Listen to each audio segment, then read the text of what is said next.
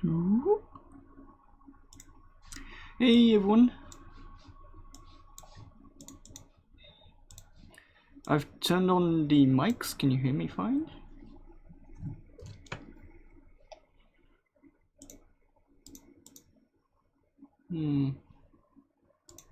Yeah, should be fine.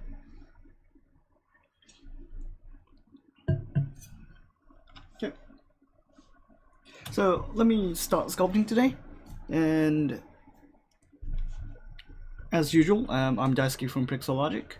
I'll be sculpting a Mantis blade model that I'm making, and I did do some design fixes or design adjustments in Photoshop that I can show you. So here's a couple of designs I want to implement today. So I'd like to add a couple of ribbons, like shiny tapes, and I do want to put some nails that are green, and I want to make her look like a more fashion icon.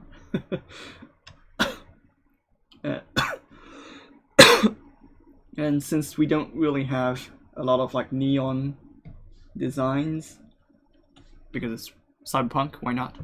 And we want to add a couple of designs to it. So I do have this kind of small image on the top, so I can reference this. So yeah, let me just start by making her what do you call those? Sleeves? No. Flaps. Well, we call it flaps then. Okay, so let me start off by making a flap by, I think, yeah, mesh extrude would be fine. And since we don't have any subdivisions on top, we can add this directly.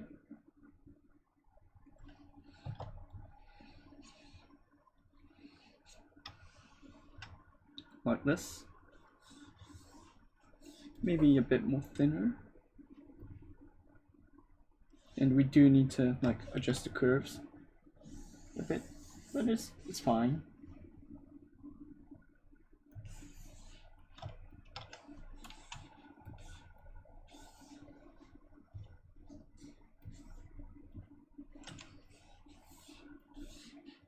We don't need spotlight projections.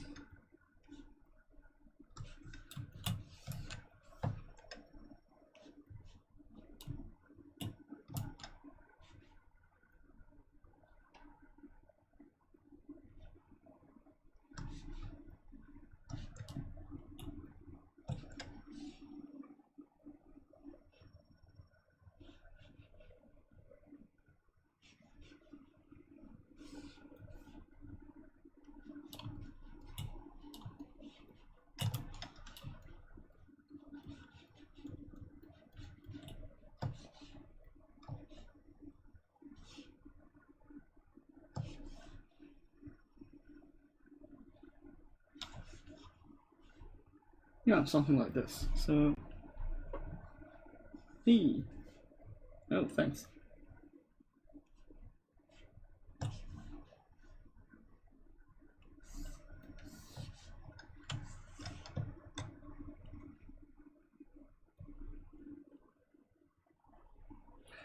I'm currently adjusting some designs so it looks more cyberpunkish.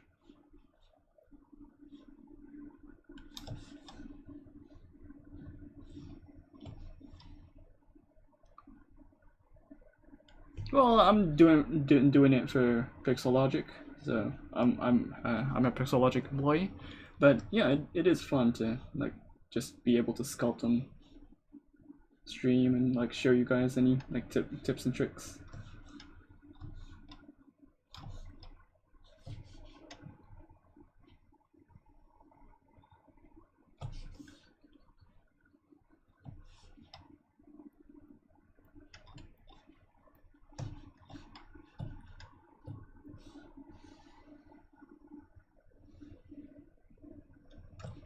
like me and Paul are usually the guys who are showing things, but like we are both like just having fun, like sculpting. Like we even like sculpt when we're not even paid. We can like we do sculpts at my like our free times. So.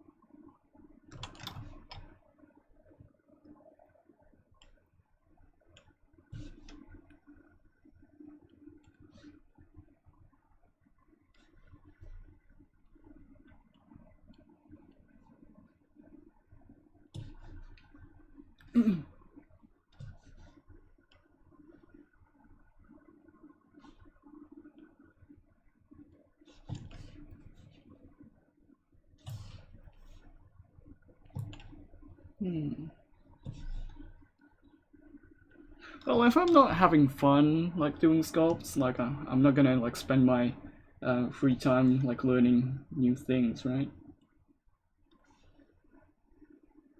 But it's just fun doing it, so.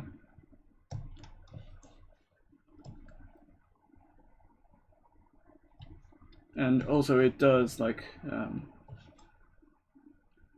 benefit the user bases as well. So if we find like new techniques, like sometimes we like design things and we don't expect things to work in a certain way, like in a good way, and like we accidentally find these kind of like combinations of synergies, and then we sometimes show those on streams, and that's beneficial for the user base.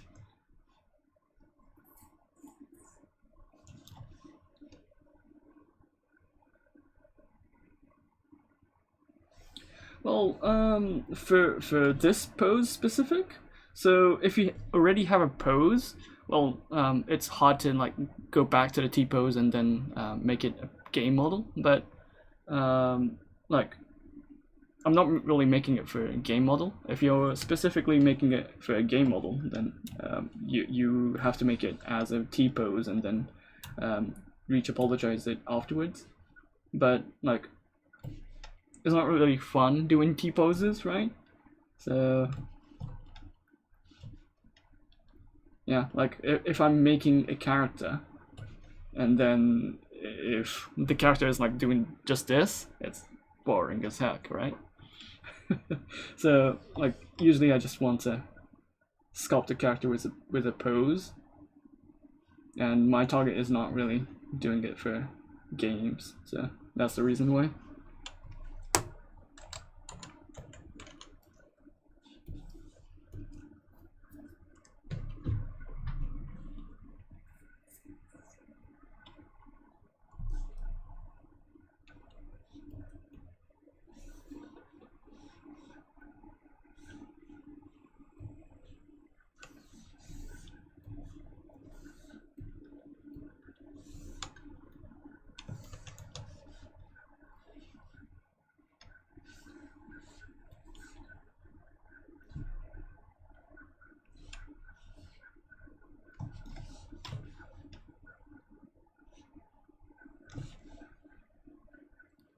Usually my problem is like I can do models for games, but like I don't really want to because it's really technical, it's really specific, it's boring for the stream.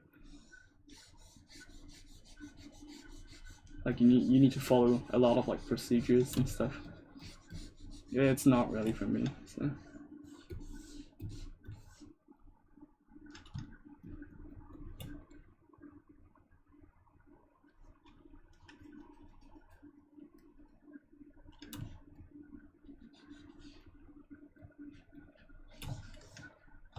Oh, why don't you speak Japanese then? Sorry, like, I can speak in Japanese or English, but like, I'm sorry, I can't speak Russian.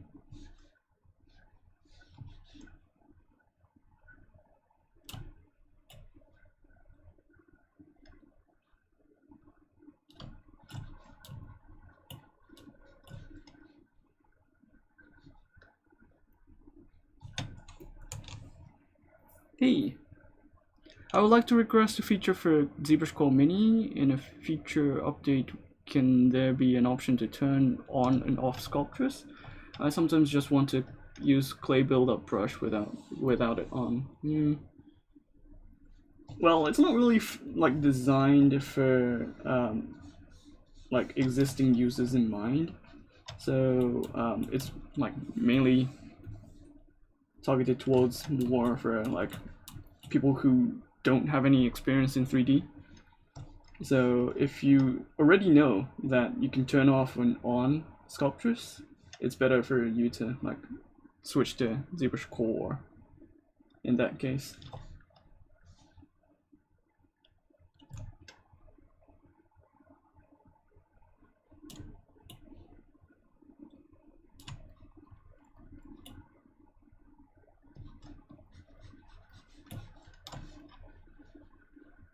But yeah, I would let the developers know. So I don't know if it will be implemented or not, but yeah. Ayo, making a complete reproduction of the Mantis blades or more stylized version?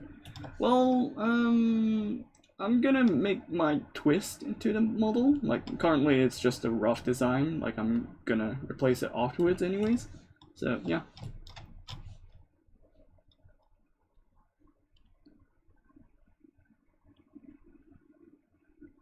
Yeah, I know, but like, if people already use a full version and then complain about lack of features, and it's gonna go down the like long rabbit hole, right?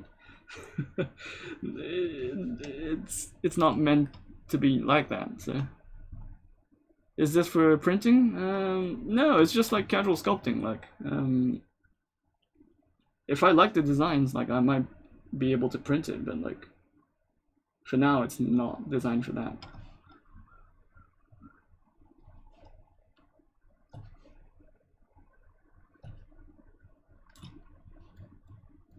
Did I mention any descriptions about 3D prints? Yeah, I sometimes like make like add titles and then forget about things. So I'm a human as well.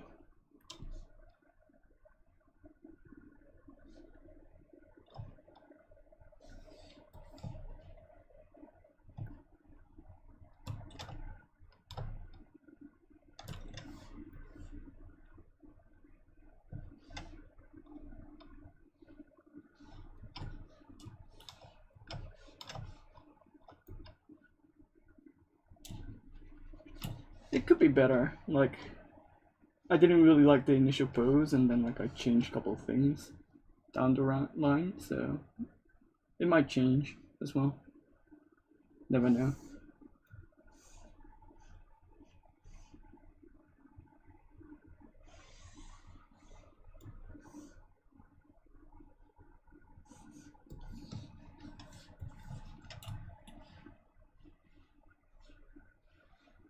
Well, you can always use it for like 3D prints if you like it. Like, I make some couple of models, and like sometimes I like the designs. I like decide midway that I want to actually make it a print. I just need to adjust a couple of things. Sorry.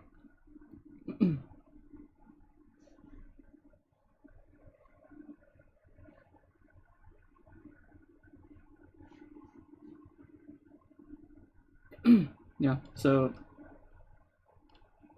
if I want to like actually print the models, like I can't really have any like thin, like non-thickness geometries, and I can't really have any like gaps like this, right? Like, you don't really need this kind of like gaps, so I need to fill those in. But those are the usual like suspects. You don't really need to, well, you do need to key the parts, but like, depends on how complex you want the model to be. So if you're actually gonna paint it as well, yeah, it's better to like key the model as well. But for this one, like, if I just want it on a desk, then I don't really need to paint it.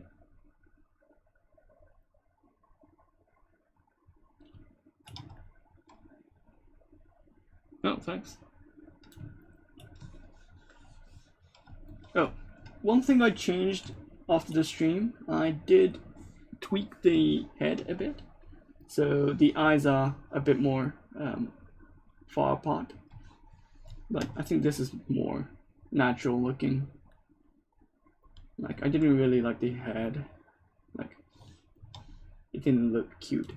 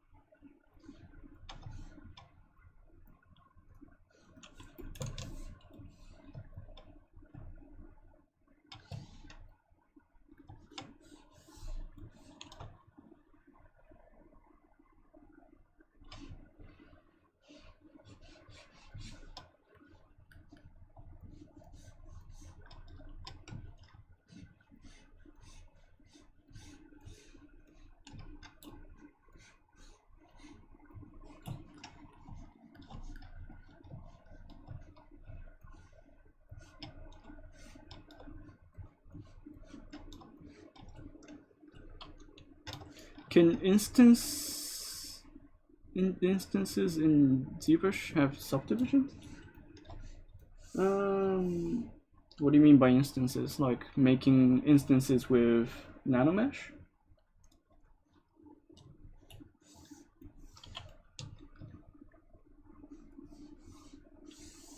Oh, you mean the copy of the button, you mean?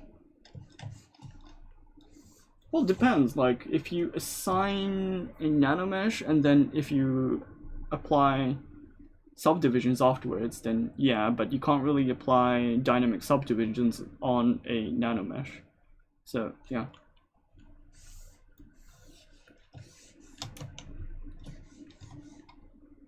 But, like, the difference between nanomesh and array mesh you can do whatever you want, but if you actually apply the mesh, it will give you an error, so you need to reconstruct the subdivisions afterwards. So there's a bit of like a difference in those.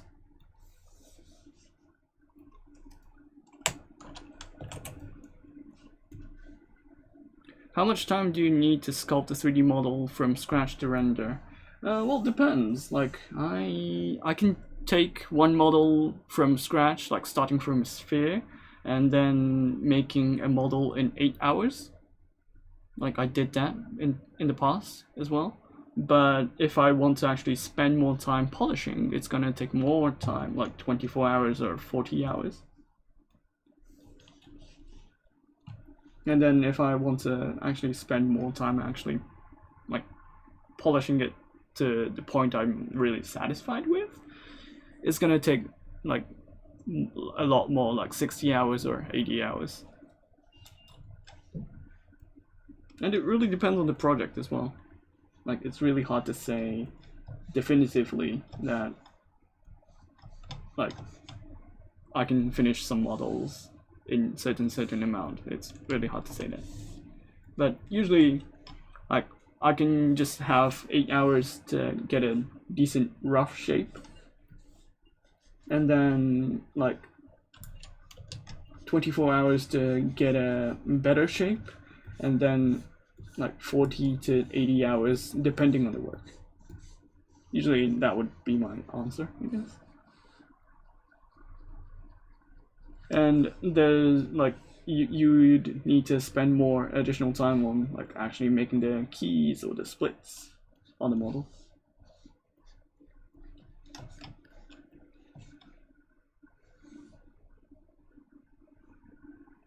For example, you can have your main head straight on your work in symmetry, which has subdivisions. Can you create an instance, place the pose and head on the model, but still work on the main head? Yeah, you can do that. like for example, if I have a sphere like this, and then if I use the macro, this is added by default, but if you press create instance subtool and then press yes, then like this is now converted to a nanomesh. So if you go to nanomesh, then if you see the placement, it will just be a plane, right? And then if you edit the mesh like this,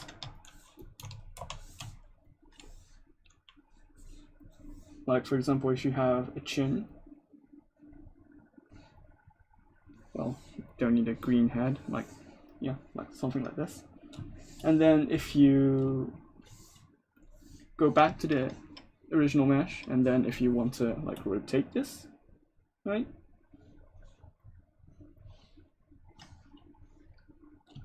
And then go back to like edit mesh,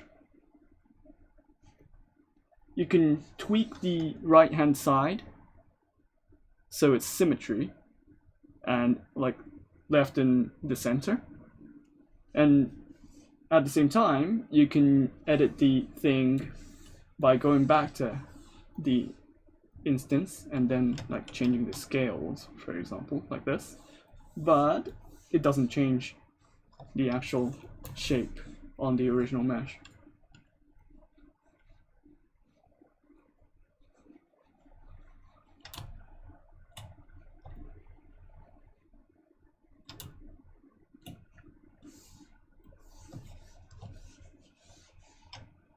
So you can see the change happening on this mesh, right?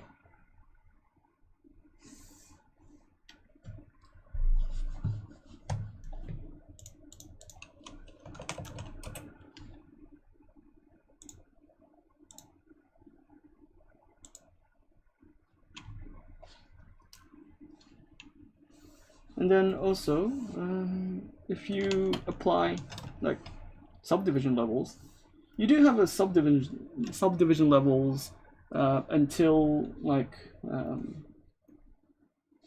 you like go back and forth between the edit mode in nanomesh, and if you go back, there's still like level 3 subdivisions, right?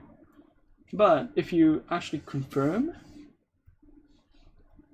the nanomesh by like going back to the mesh and then pressing 1 to mesh,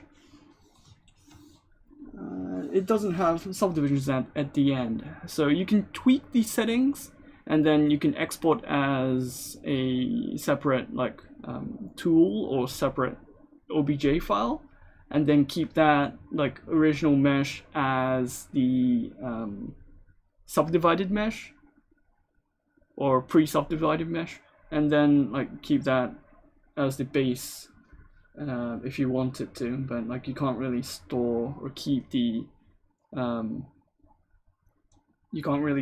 subdivision levels with nanomesh. So it depends. Like if you finalize it at the end because you have multiple you have multiple copies, you can't really like keep the subdivisions at that point, right? Can the 1-2 mesh have reconstructed subdivisions? Well, it depends. Like if you don't have any like triangles on your models, then yeah, you can reconstruct the subdivisions. But if you, like for example, I changed the shape of the sphere, so you can't really press reconstruct on this one. So if you have all the topology as a square and you don't really have any triangles, then yeah, you can reconstruct the subdivisions afterwards.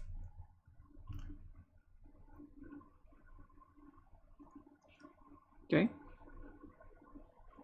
Alright, so the instance you can pose a character and still work with symmetry. Yeah, you can basically do that, but it does have a couple of like limitations, so bear that in mind. And for example, if you start subdividing and then you can change the model on the edit side. Like for example, if you go back and then like do ZBrush, for example.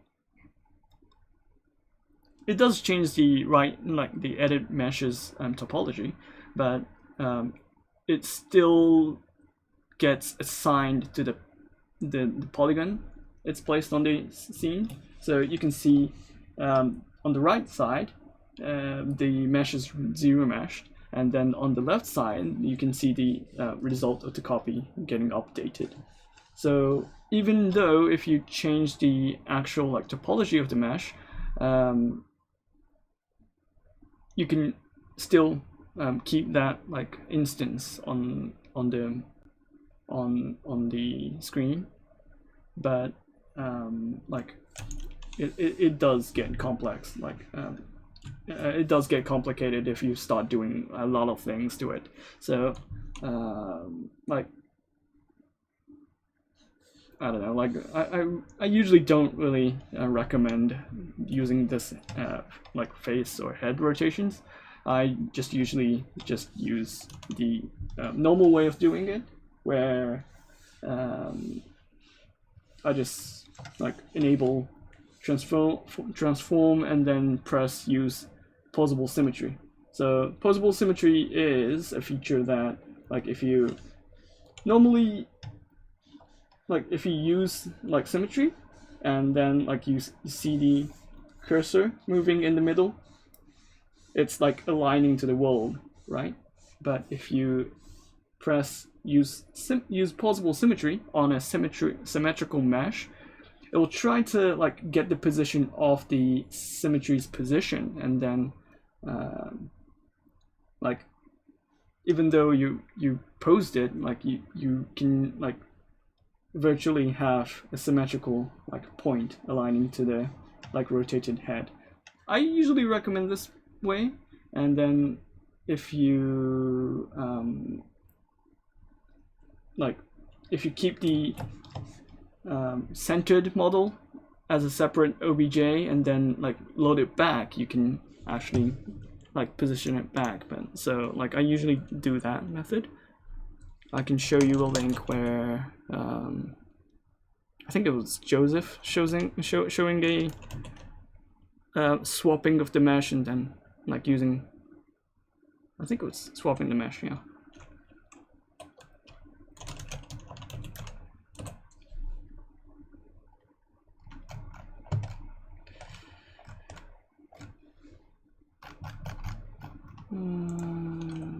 Ask ZBrush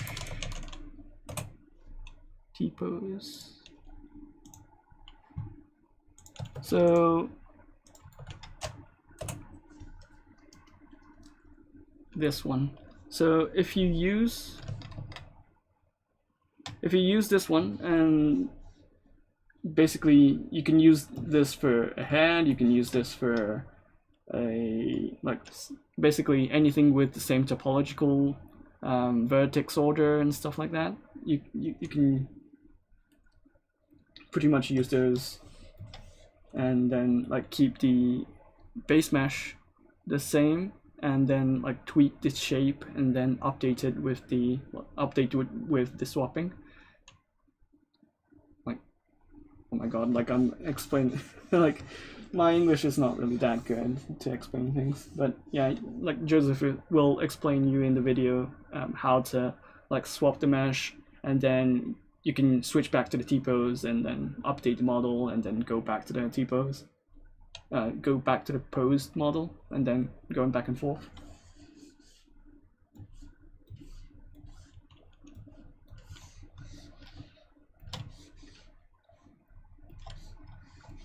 It's good for like especially if you are using nanomesh instance for like positioning your head roughly.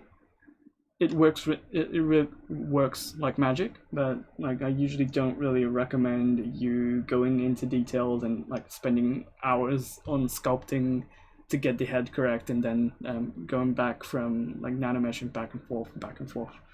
I usually don't recommend it. So.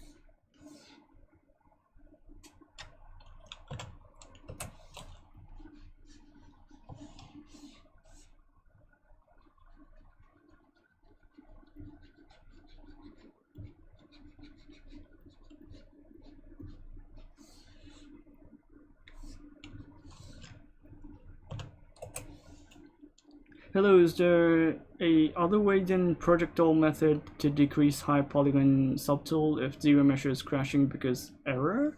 Subtool someone destroyed. Perhaps. Huh, that's weird. How about like performing a Dynamesh before you actually use ZBrush?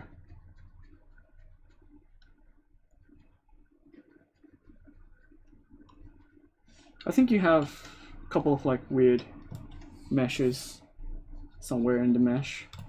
Then you might want to fill those gaps in, or like fill those cavities in.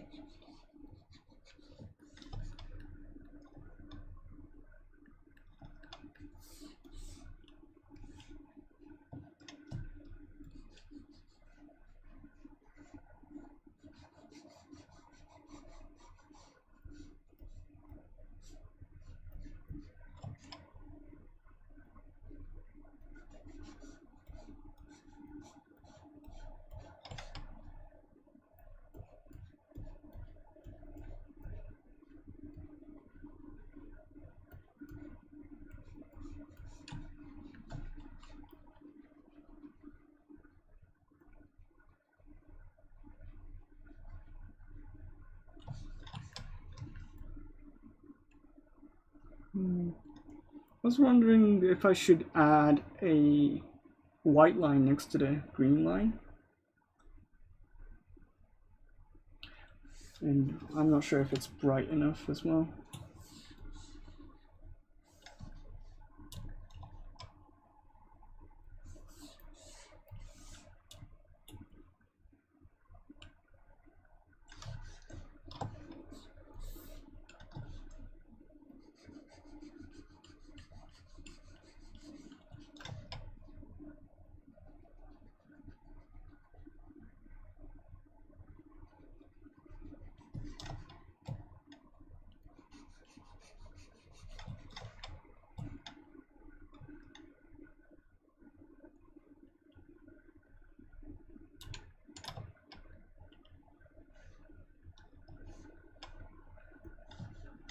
Comics, you don't need to pick him up because like he's being a bit trolly. Like he's not really nice.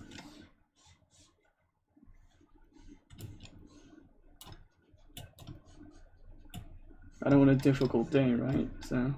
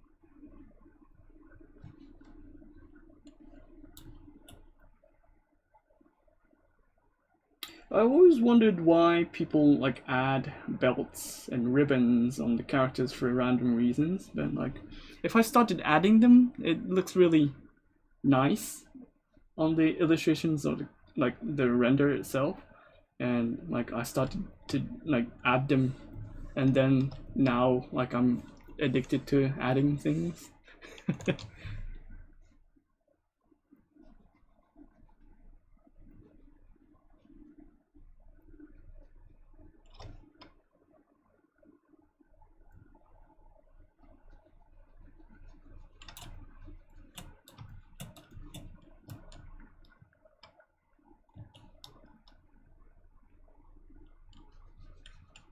Yeah, and like for example, like every Final Fantasies like recent releases, they all have like belts and ribbons and stuff,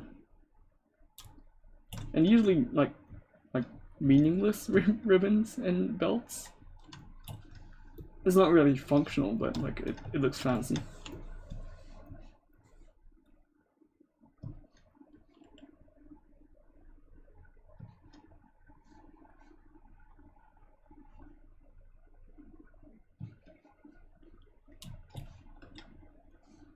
but sure looks nice.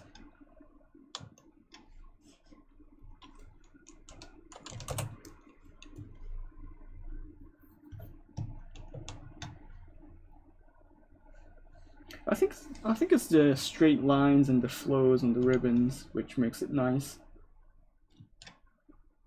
because it looks more natural, like adds more detail as well.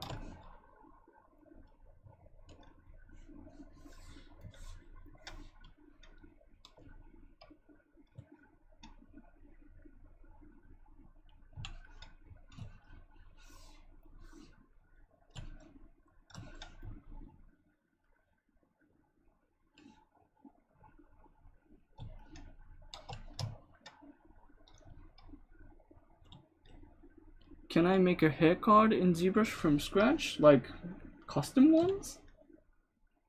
There is a new brush which was added in the recent edition, the 2021.6.3.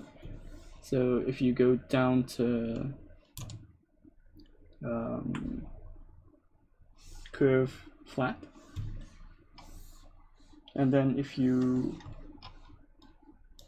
for example, let me see. If I go down to the mesh without subdivision levels, then you can create one-sided ribbons like this.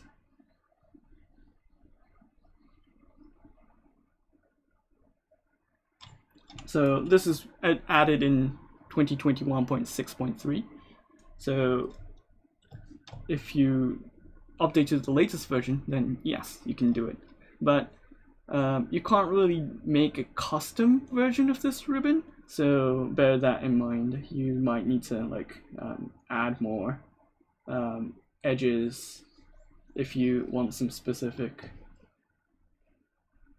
after you like place the ribbons.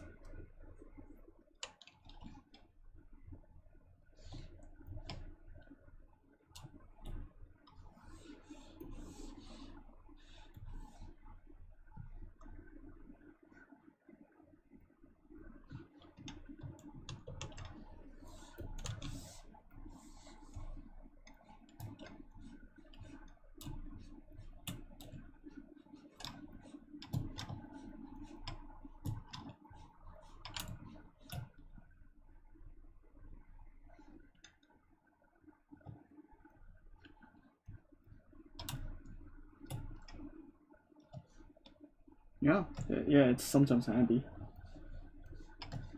Before it was a hack to like actually get the one-sided IMMs, so like it wasn't really a feature, and with the addition of the extrude profiles, then the user were not able to make custom ribbons or like even make one-sided meshes. So we added the brush to like replace those kind of like needs. What's up? Hey. Just having fun sculpting.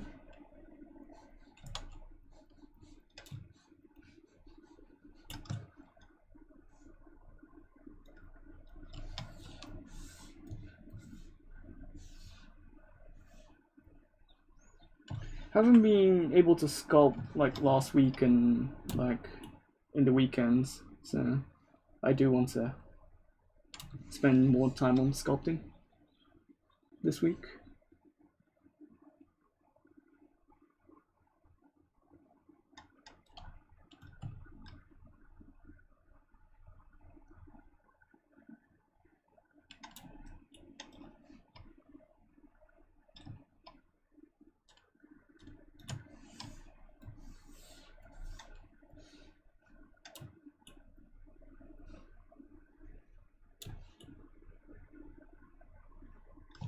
And I'm pretty much busy the next week as well, so like might as well like have like might as well enjoy the stream while I can like actually spend time sculpt.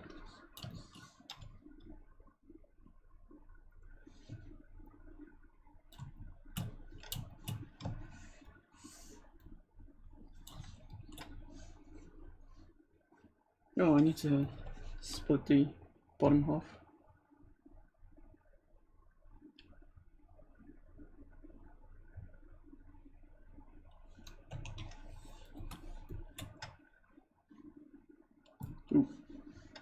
Ooh.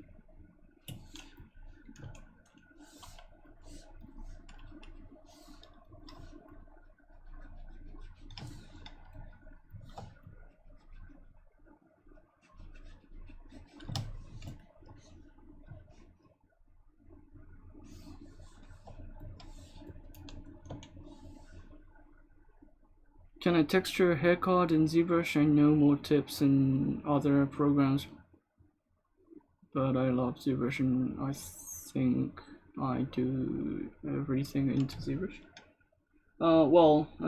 If there's like other texture applications that you are using, I think it's better to switch to those as well. But like, you can polypaint them, like you can divide them up and then convert them to textures, and then reapplying with like tweaking them with Photoshop and then sending back to ZBrush. But usually I wouldn't recommend like doing the entire texture workflow in ZBrush. So if you have specific like textures in mind that you want to use, it's better to like use those specific softwares in mind.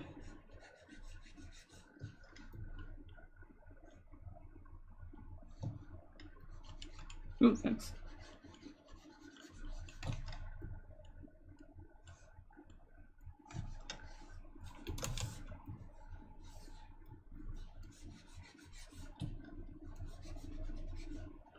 It's still pretty rough. Like I recall like spending a couple of like close to 20 hours now on stream, and now like I should be able to be pretty much done with the sculpt, but like since I'm speaking in my like second language and then doing the sculpts might take more time than expected.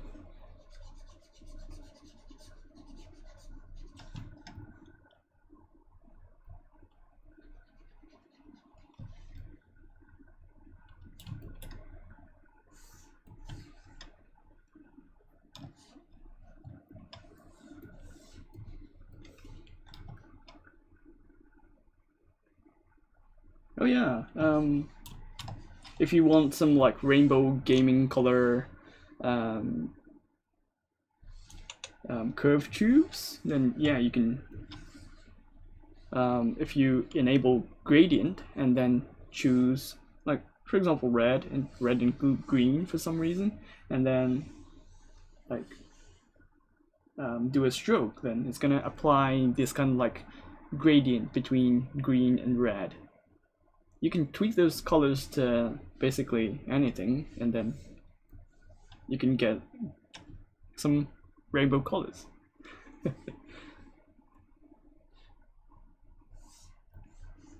Yeah, this is really nice. Also, if you are using curve snap, it's gonna do the same thing.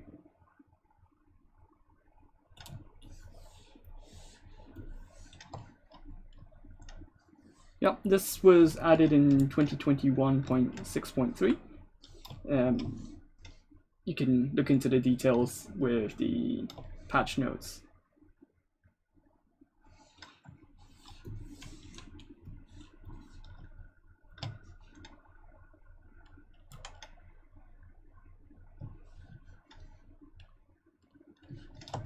Huh, good idea. Like, I could add gradients to the ribbons I'm gonna add.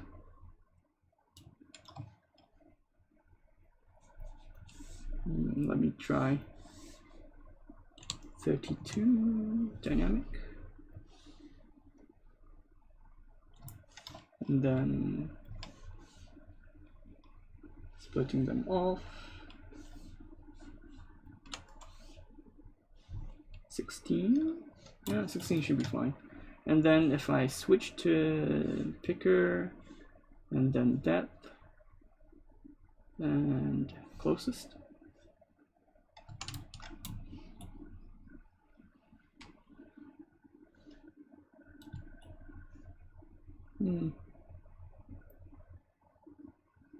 Not what I'm looking for, but yeah, does the job.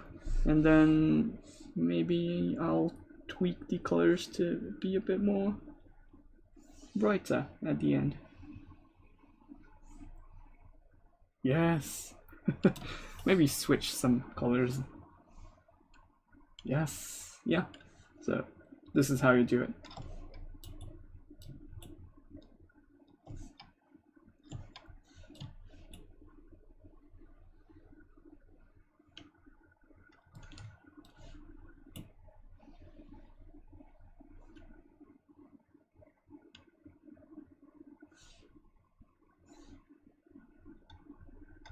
Hey, IR sculpts.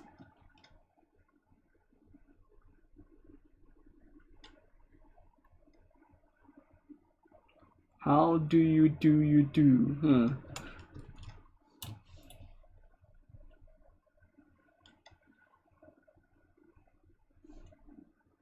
How do you do?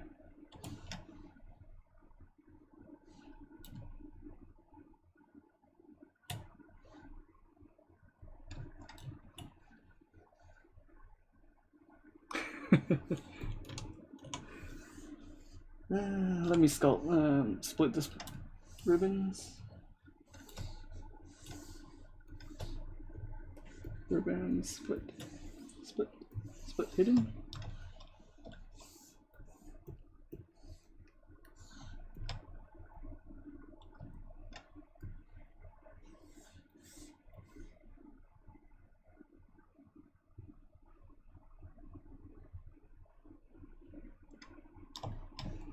Yeah, fine.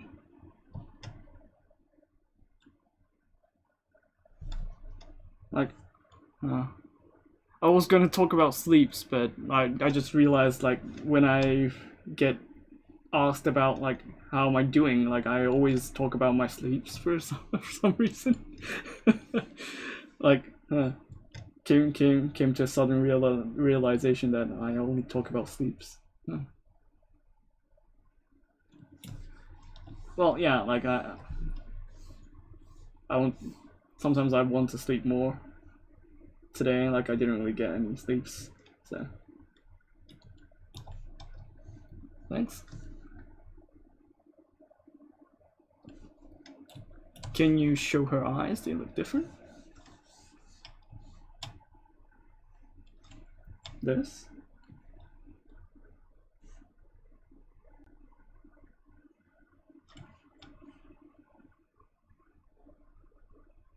Oh, no, this one is not separated. Usually I separate the eyes, so I just use circles and then retopologize it and then divide it up so I can paint in details. But for this one, I didn't really bother to split it.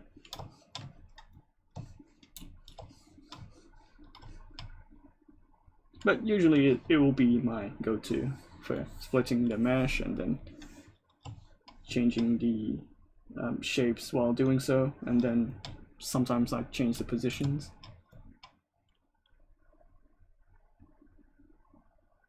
Oh, getting hired on a big project? Ooh, nice. Get those big bucks.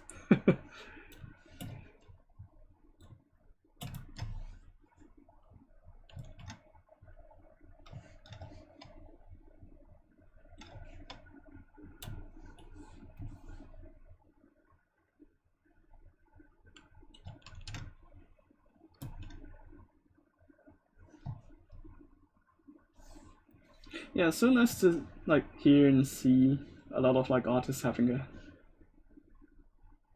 like tackling a big project. Jealous. Yeah, make some money. Yes. And hand them to me.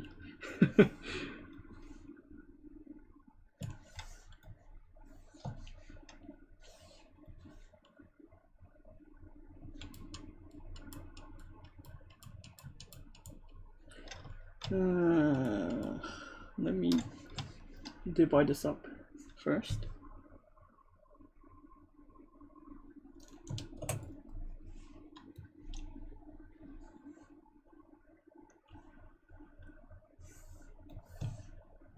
Oh yeah, I need to keep the colors.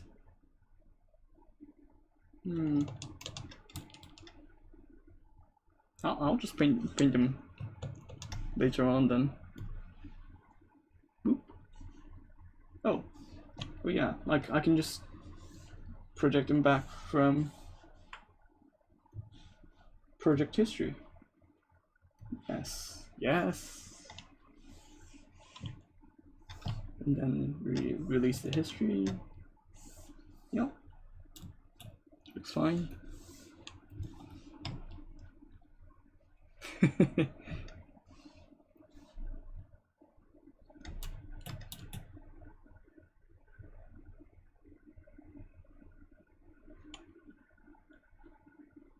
I was watching Shane's stream, and I think it was Shane. Yeah, I think it was Shane talking about you being like a beast, like getting better.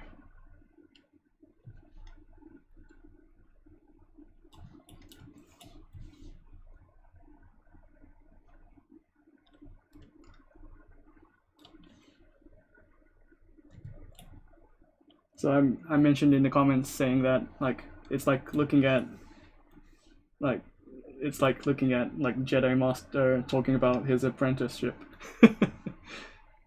Apprentice, yeah, apprentice.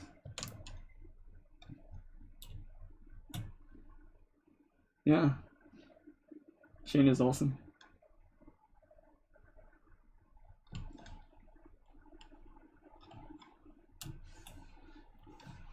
Like, I usually feel when I see instructors or teachers who has their own class, like teaching things, but when they talk about their students, they don't mention them as students. They think them as an artist on the same level.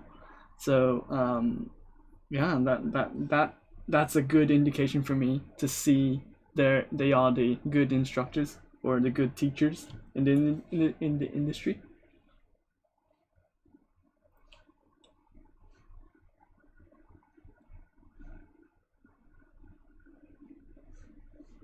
It's always fascinating to see those kind of like interactions between, oh, me and you are both artists. That's cool.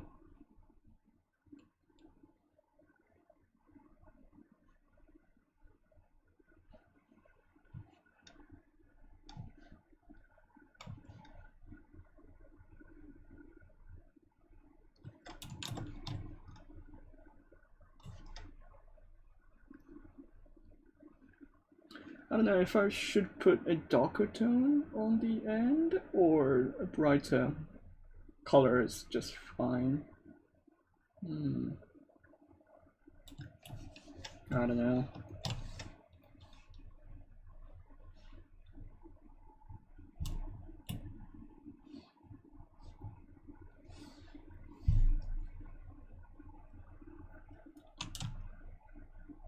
Yeah, good teachers are always there to like push the students or the apprentice or the other fellow artists.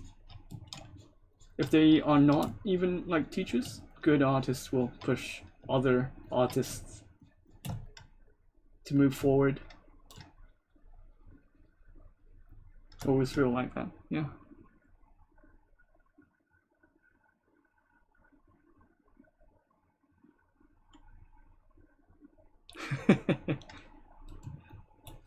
Yeah, it does feel like weird for a while, because like usually you get to call them teachers, and then suddenly you are a fellow artist, like fighting in the battlefield on the same side.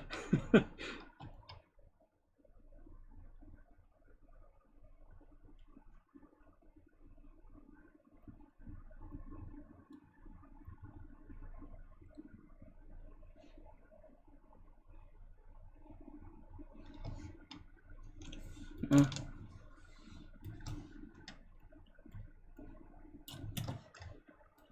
I always get like I always think myself as a lesser artist. Like like I think to myself like I can't really teach anything, but at the same time like I'm requested to teach something, and like I usually have a hard time like convincing myself to like push myself to teach something. So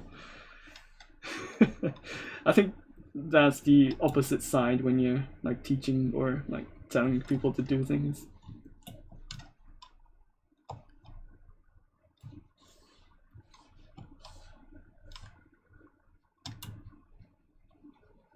I'm always like questioning myself, like, did I tell the like the right thing or the best thing? And like usually you'll find out soon that there's no best way. Like you can recommend them a couple of ways, but like you're not gonna able to tell them the best way possible, right? So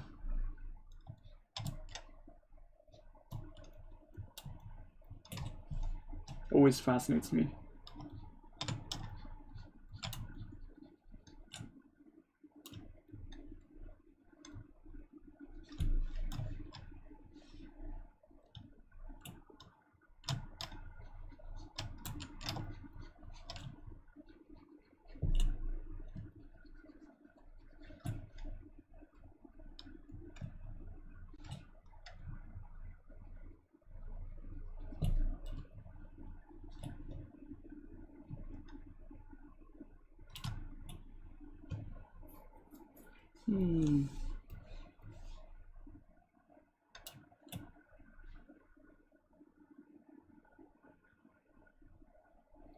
Now I'm starting to think that how is she not gonna how is she not gonna fold and get the ribbons in between these flaps of metal? Mm.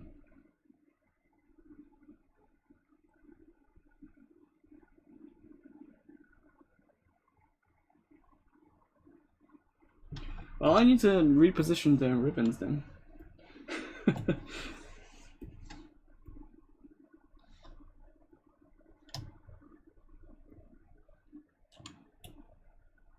Sometimes it does look fancy, but like sometimes it's not really functional.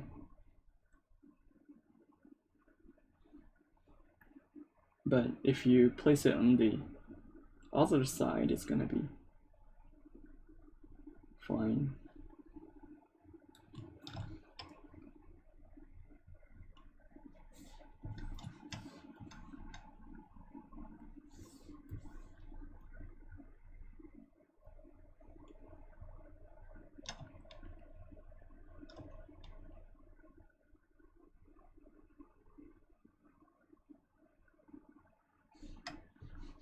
Yeah, like teaching is the best way to like learn yourself.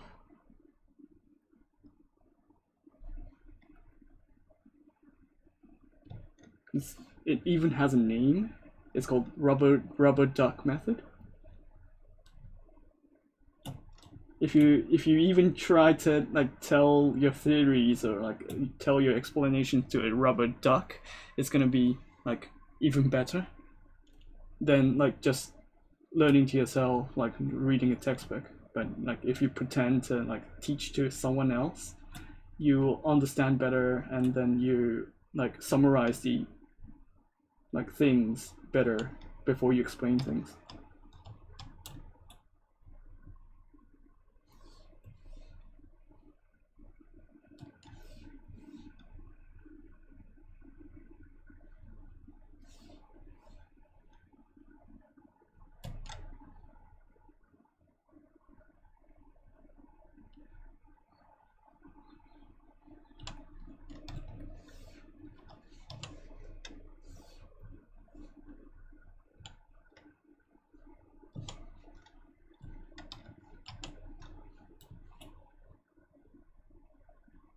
Yeah, from the front it doesn't really look different, and that's my kind of like target. And then if I look on the back, it's gonna look a bit different. But I don't want it this straight because it's gonna be really odd. I do need to adjust it a bit.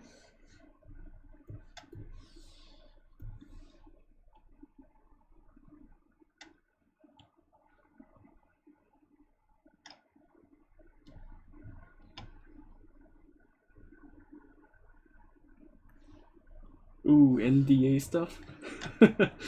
I'm listening. I'm listening.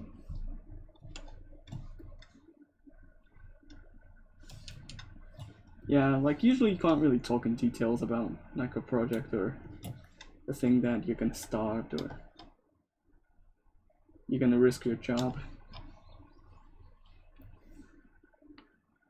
Sorry, I can't really speak Spanish. I think it's Spanish.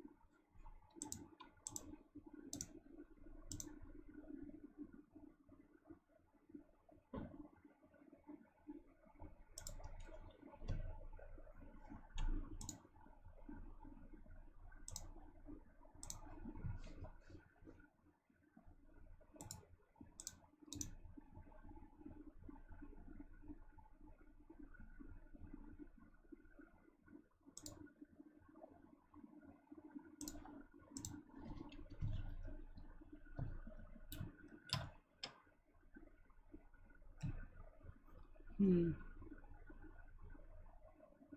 was thinking about designing shoes, but like, I don't know.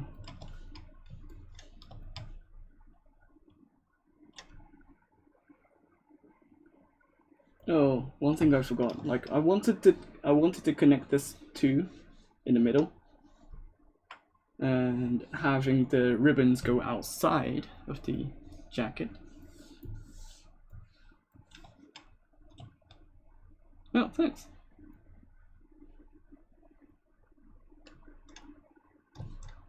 Yeah, I'll try my best to make it a bit more better.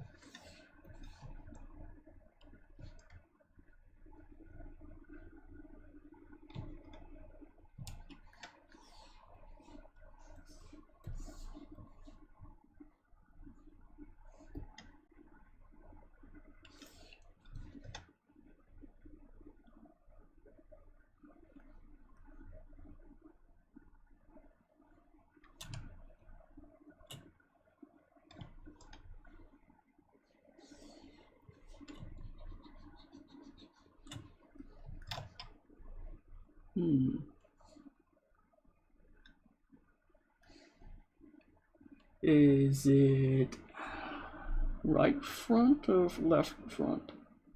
Should be right. Yeah, right front. Yeah, should be fine.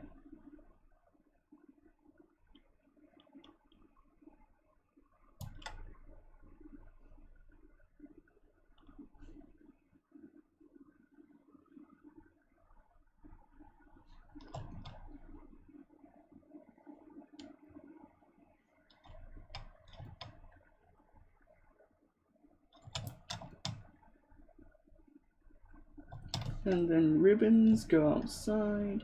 Currently I'm not, like, I want to replace this ribbons, so it does have some kind of like, a bit more cloth kind of like shape. It's currently just a squiggle right now, so.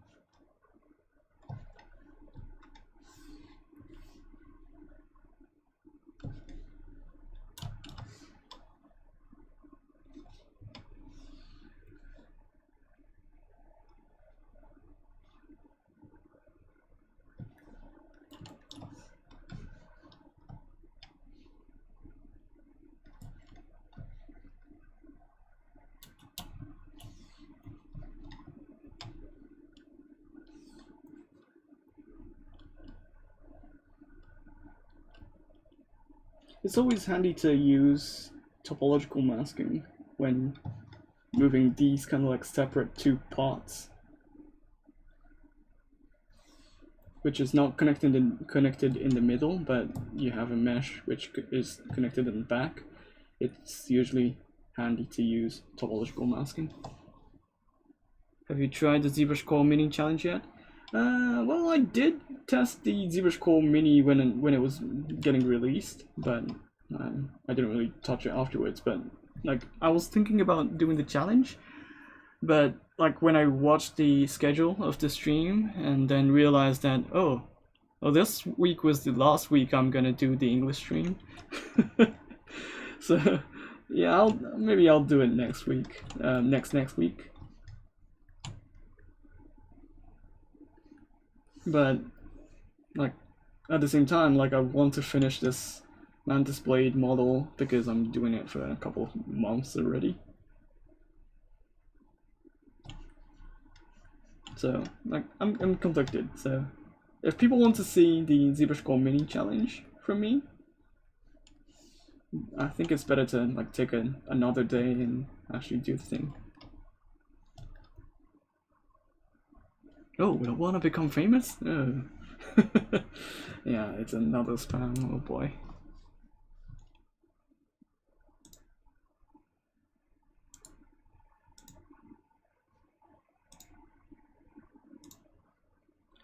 Report as spam.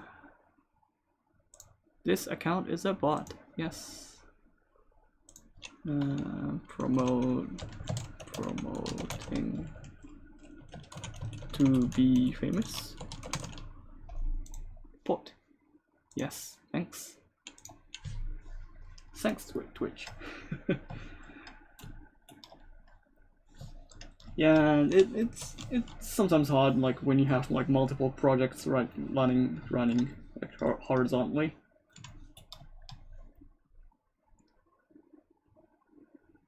Oh, yeah. Have a good night. Hello. Oh no. Oh. Oh. Huh. What time is Brazil? Close to lunch time?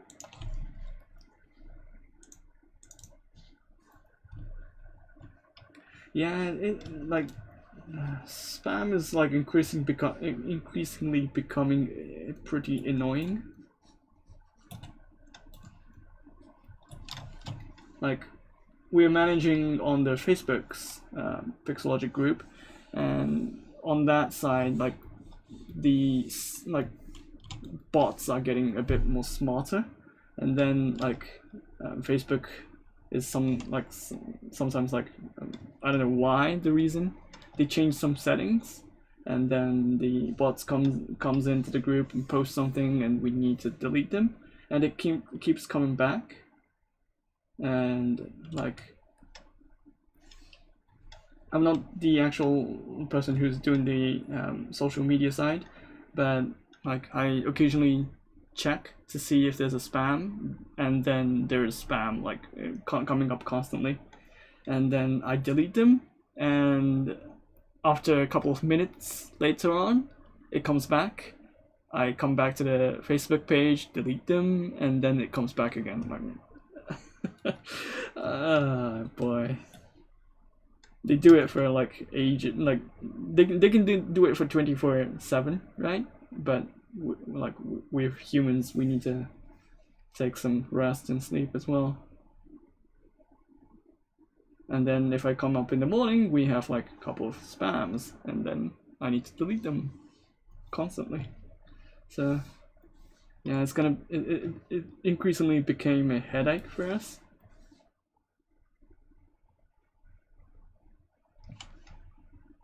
Especially on Twitch, we see the infamous like the want to become famous spam, and like I'm getting that on my personal stream as well. And usually when I do a couple of hours stream, like it's always coming back like in a couple of like hours or a couple of minutes, and then it's endless. Like if you ban one, and another one comes, and then another one comes, and like, yeah, never ending.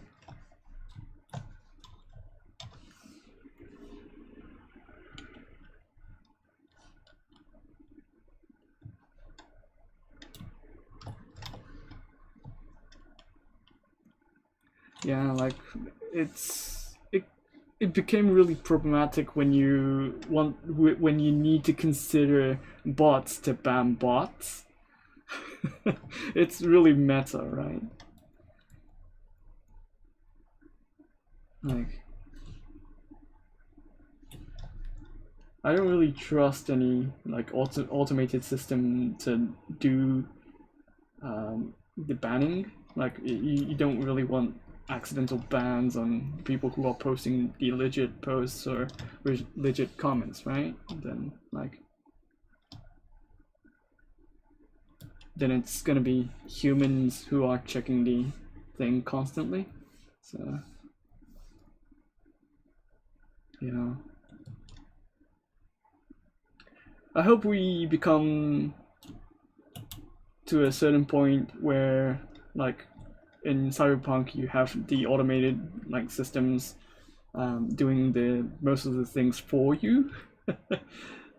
Like Skippy shooting your legs and stuff like that.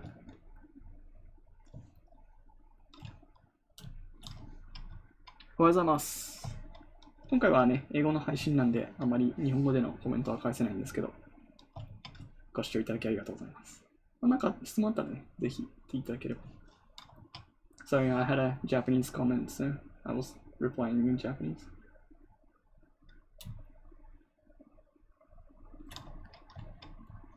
Yeah, it's very meta.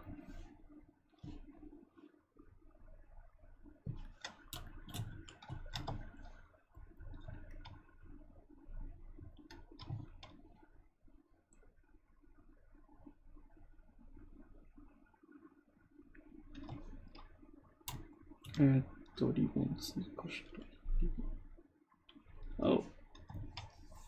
I was going to add some like rings on the legs, so I'm gonna do that.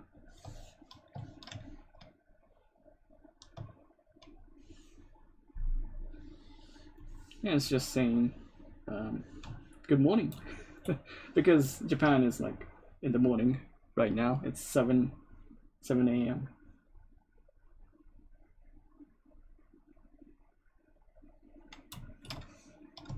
You got this, thanks.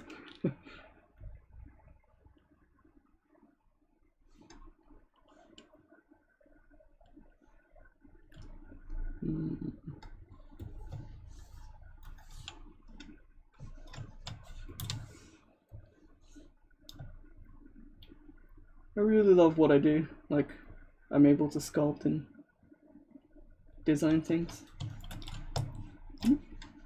Delete. And delete a couple faces.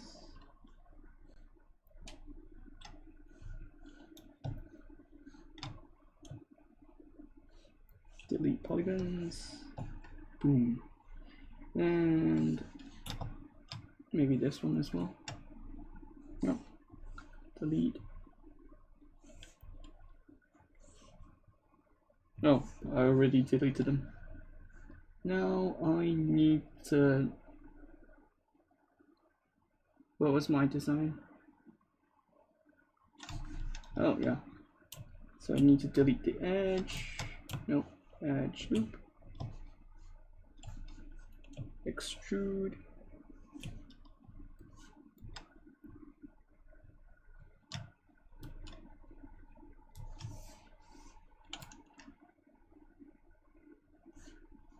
Extrude like this. And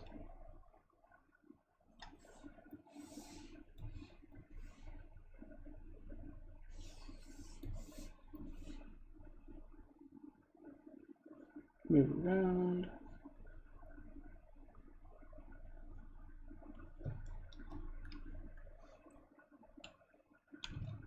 And yeah, something like this. Adding thickness inside.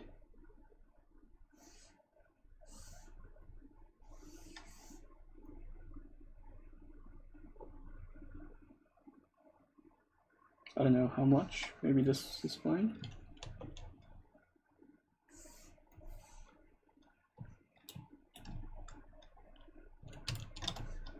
And yeah, I need the exact same thing on the opposite side. So I'm going to duplicate and position it.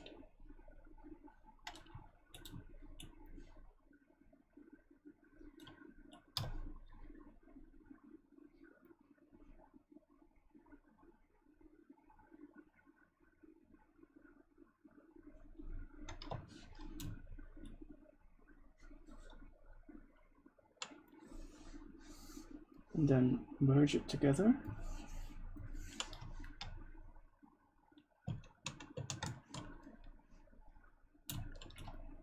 I do want to keep some sharpness to it, so maybe adding a crease to polygroups.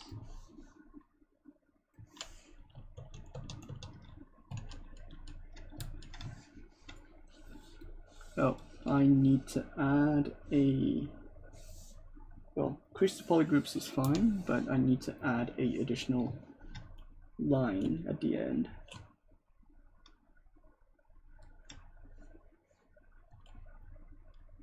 Something like this, to prevent this side from like curling up too much.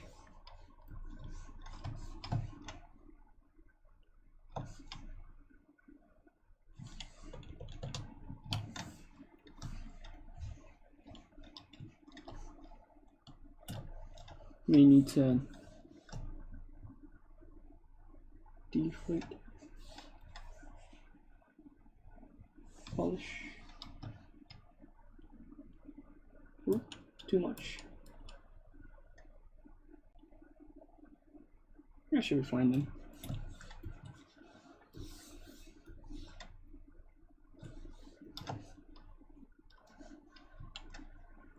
Yeah, casual Z modeling. Very simple stuff.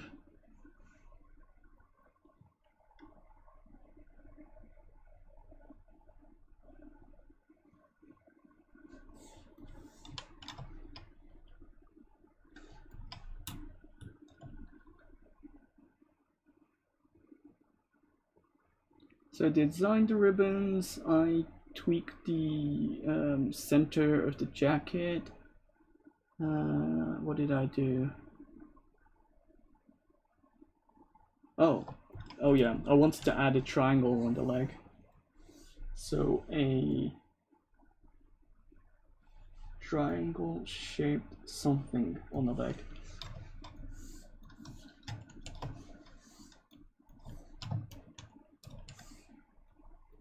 So what I'm gonna do is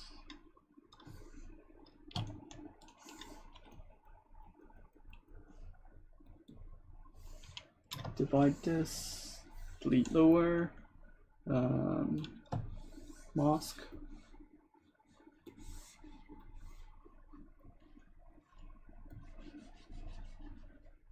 something like this.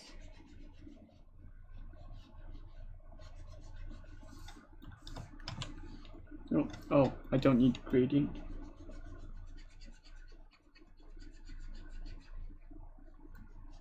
Make a triangle, group it, delete it.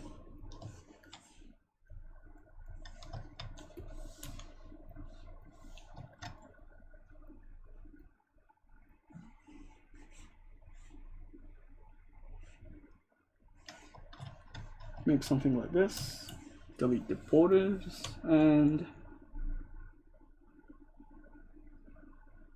maybe curved tubes.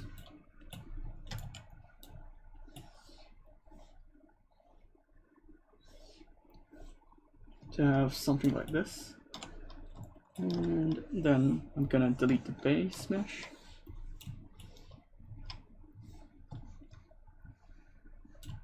Place it somewhere like this.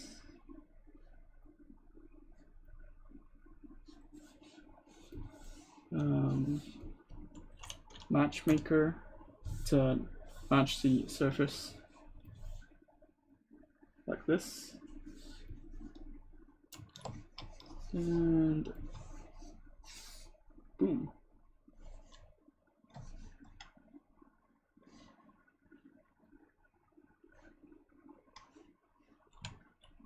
We need a bit more tweaking like this, but yeah, sure, fine.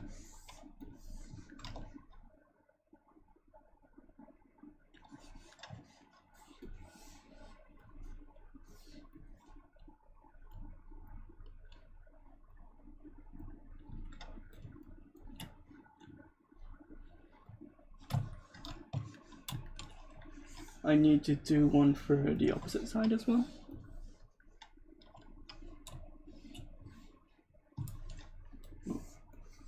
We want to use the undo history before I do the matchmaker.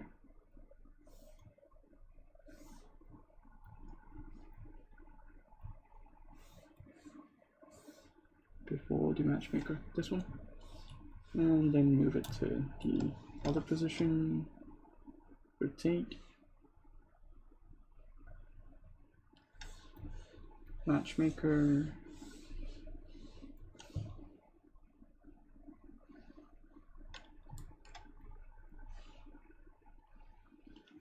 Ooh. And then move it around.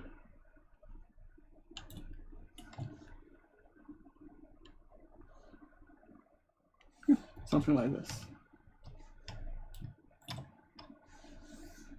And then I need to combine or merge them and then paint it at the end.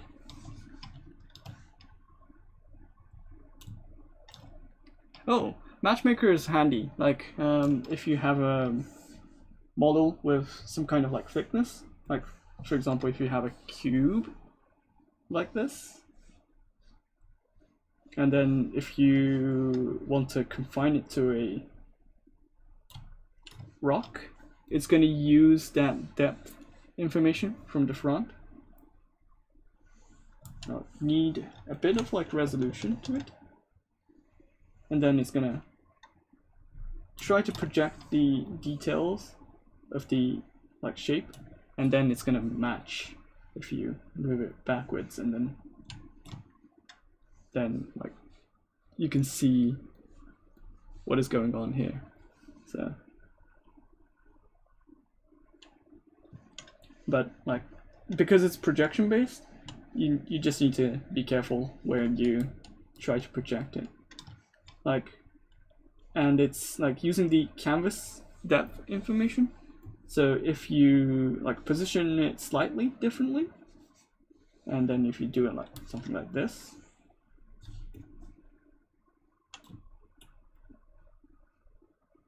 it's not gonna match if you like have a different angle. So be careful of that. But like if you have it in this direction, and then if your screen completely matches, then it should like fit fine. So you just need to be careful about the gizmo position and the camera position.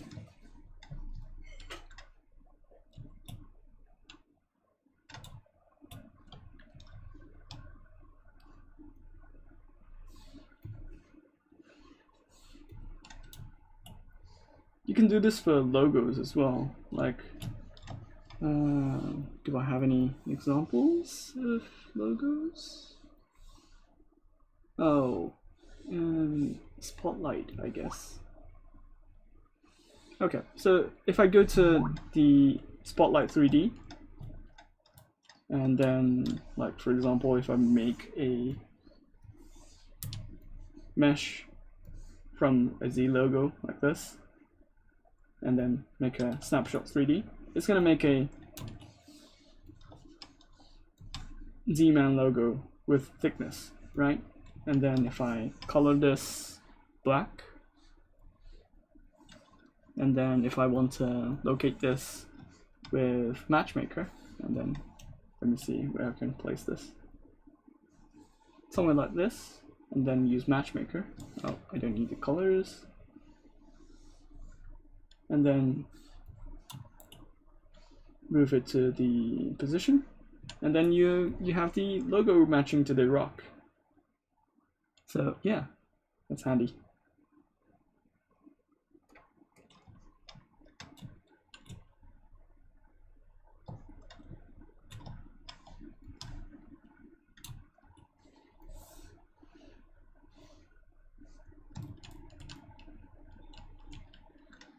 Oh, where did the triangle go? Oh, there it is.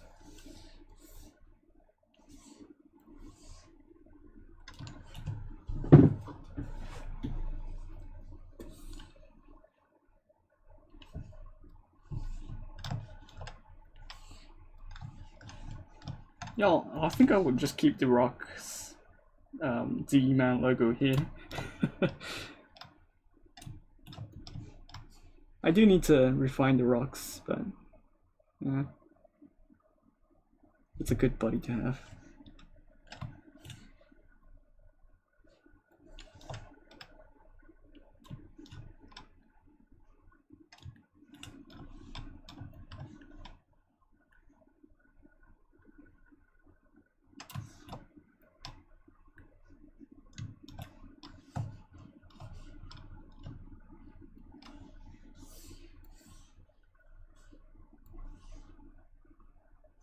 Ooh.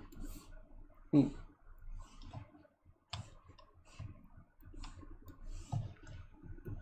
Okay, so I added the details, added the triangles, added the hard surface on the leg.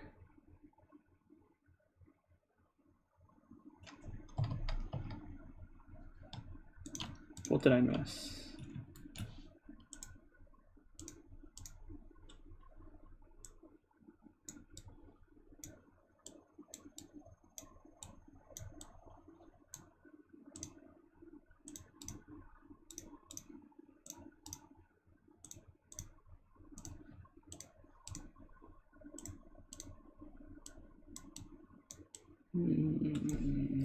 Ribbons. Oh, big thing I missed. I wanted to color the hoodie.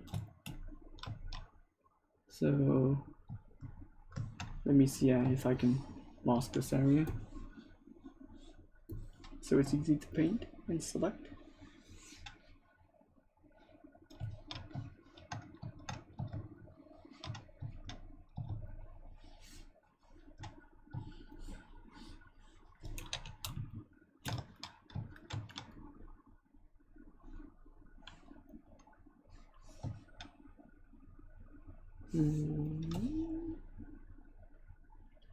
We don't need this side.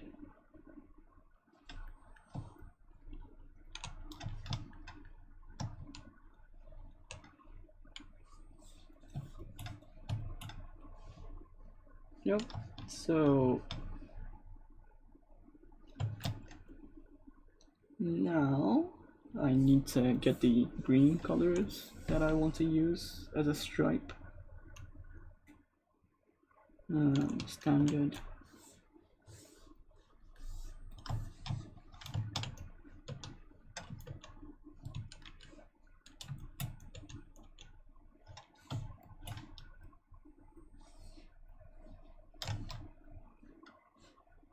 Dynamic 12. 10. Yeah, 10. 10 is fine.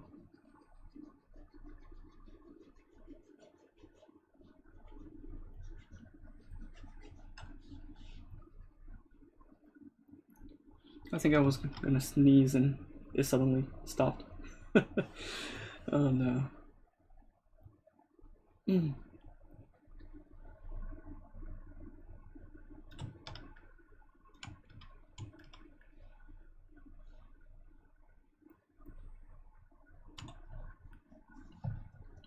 Like spring is usually my hardest season to live because I have like a bit of like allergic reaction to like I do have a hay fever. So I'm running the like air filters all day, but like it's making me sneeze.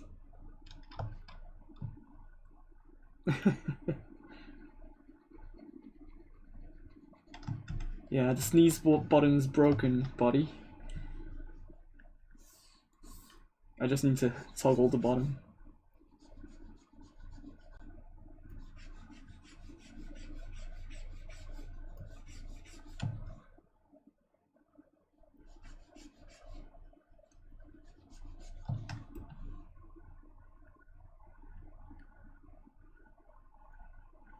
It's like playing Magic the Gathering and then getting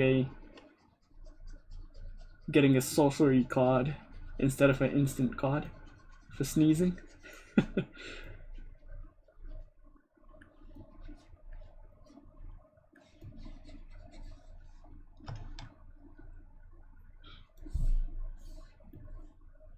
No, you can't cast this spell.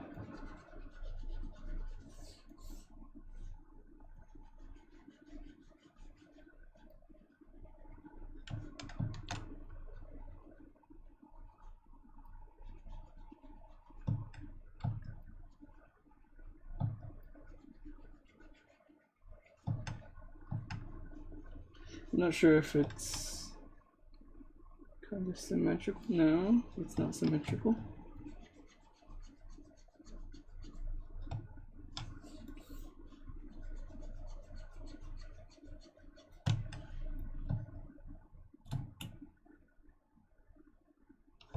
Yeah, I think I should put some like white stripes as well on the back. Let me see. White.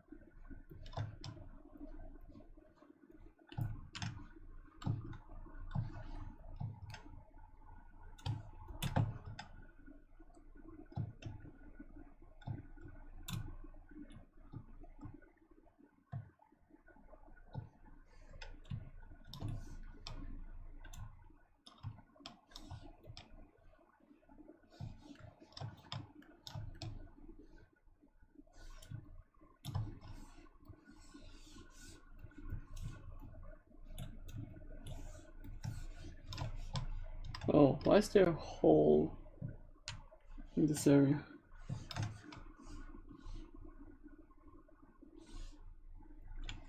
$512 mesh, zero mesh.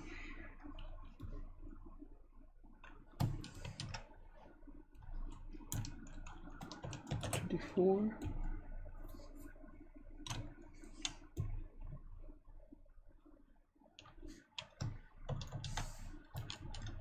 That should be fine. And then I want to add a bit of hair.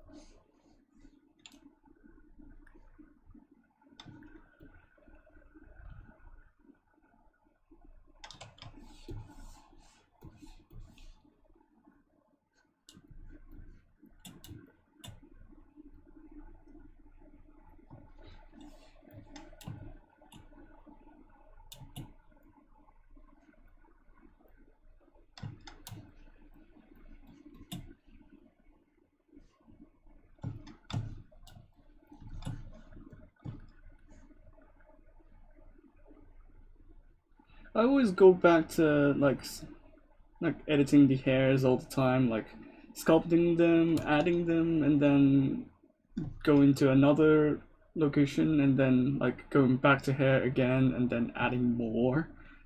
Bad habits. I think it's better if it's just one go and then being able to like nail it once. And then you don't need to worry about like tweaking them.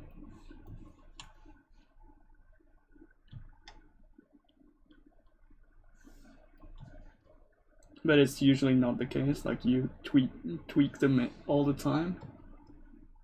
Even after like you called it finished, like you still tweak.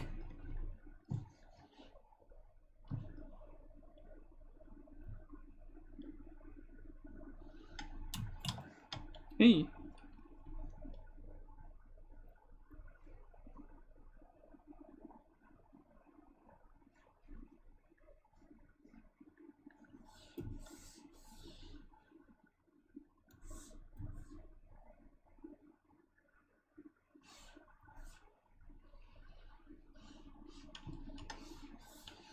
Oh, not this one, this one.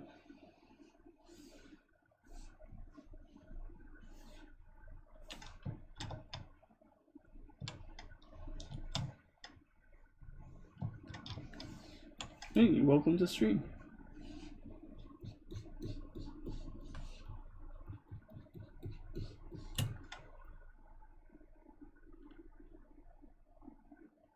I'll be doing 30 minutes more, so if you missed some parts, you can always check out the archives after the stream. But it will be posted on YouTube.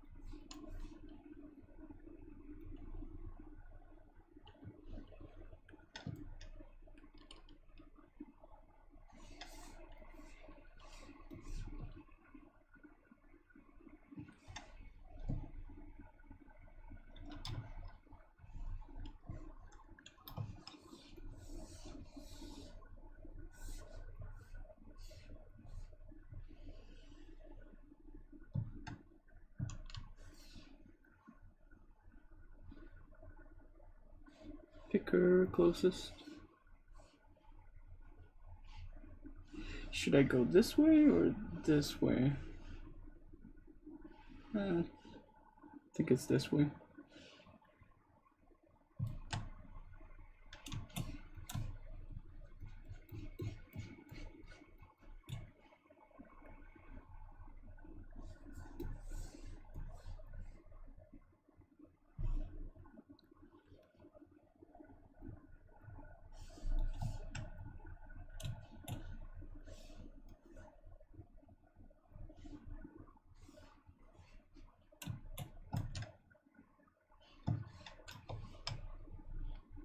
You are doing hair, right? I'm kind of like struggling with it right now. Can you give me any tips? Depends on what your approach is to making hair.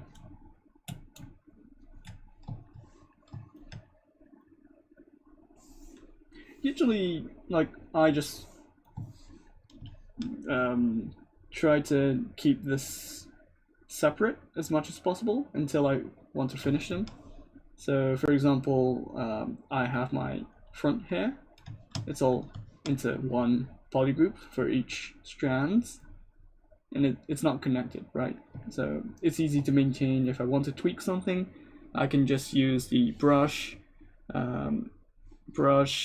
auto masking, and then if you go to like topological, if you press this, you're able to like tweak the individual strands instead of like moving the entire hair like this. So this is handy, and unless you're like actually wanting to like finish this, I wouldn't recommend you connecting midway. So I don't really recommend using Dynamesh until the end, or if you got to the certain point that you want to connect the entire mesh.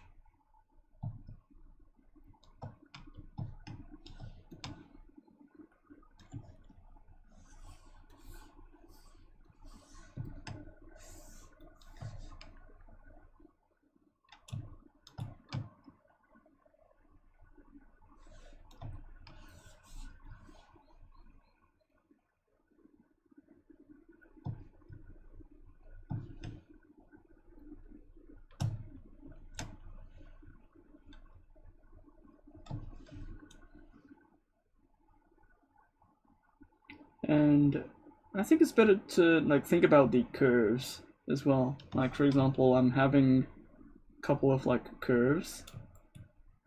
It's a C curve, S curve.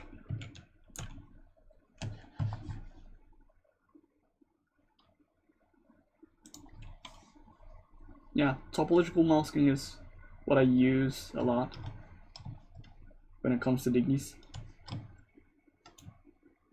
And you can use it on Snakehook as well, like Snakehook plus topological masking. And also, there's one thing that usually people forget is when you use ZBrush or Snakehook, you can also enable backface masking.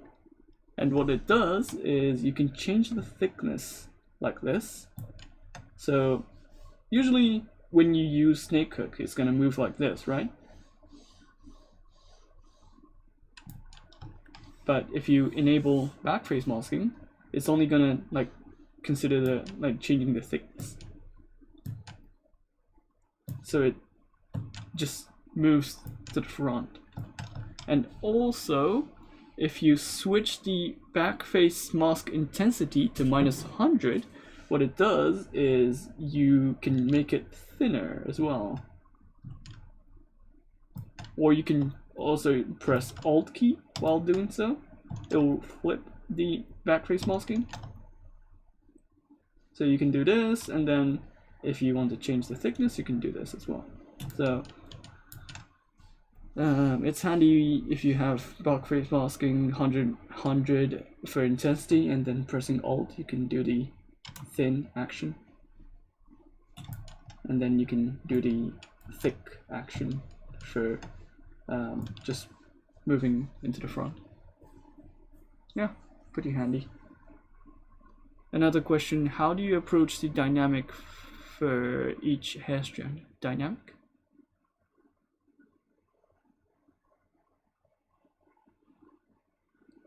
What do you mean dynamic? Dynamic mean dynamics, or like thinking about how to place them, or like how to like curve them in a correct way? That really depends on what kind of like stuff you're making. Like for me, like I want to think about the curves as, well, this is not a really good curve, but for example, I can show you things. Let me get a pen. Yep. So for example, ignore.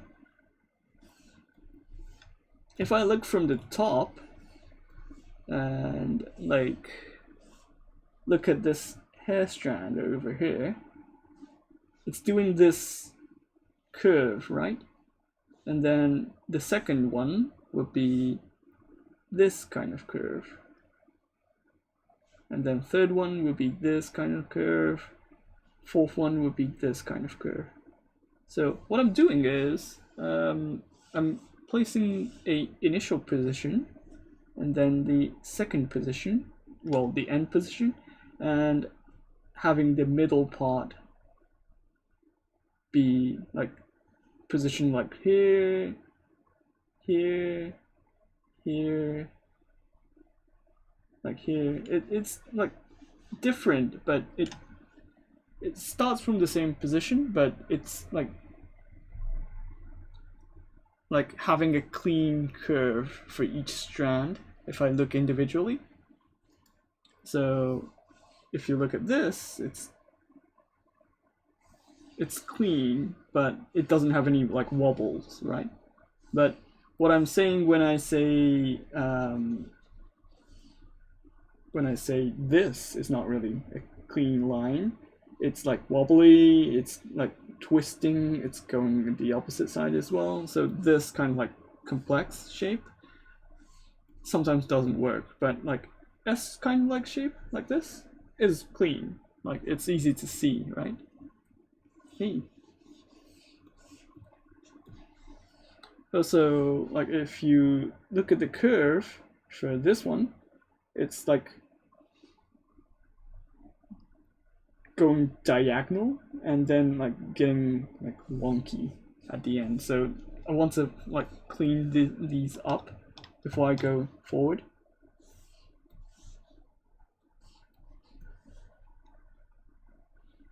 So what I want to do is move this slightly forward, like this. And then it wouldn't look as much like odd compared to the last time. And then maybe I want to change this slightly so I can block face masking and then tweak it like this.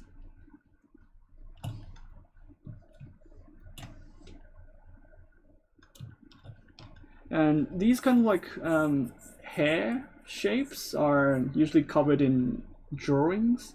So if you go to a drawing community, what they teach you is that you have this kind of like main shape or form, which is the main kind of like curve for this example. And then you have the supporting structure of the curve like this. And then you have one which is going the opposite way, which makes a bit more flow to it. I think it's better to have one more which is more bigger like this, but for me I would want to have two separate shells and then like having the void in the middle. So I would want to move this slightly. to this kind of like shape.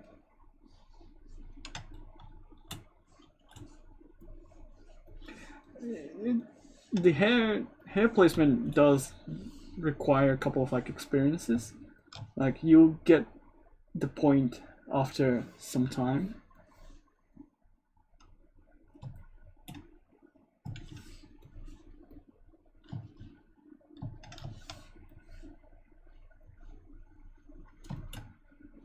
Like after some time, like it feels a bit odd, and then you'll start to see, oh, why is this odd? And then you'll start to see a couple of reasons why it's odd.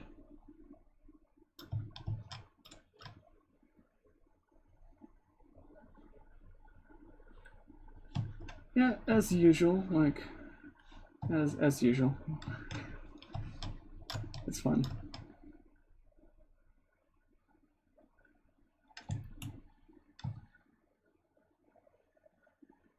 Yep. So yeah, I think this curve is better than the last time.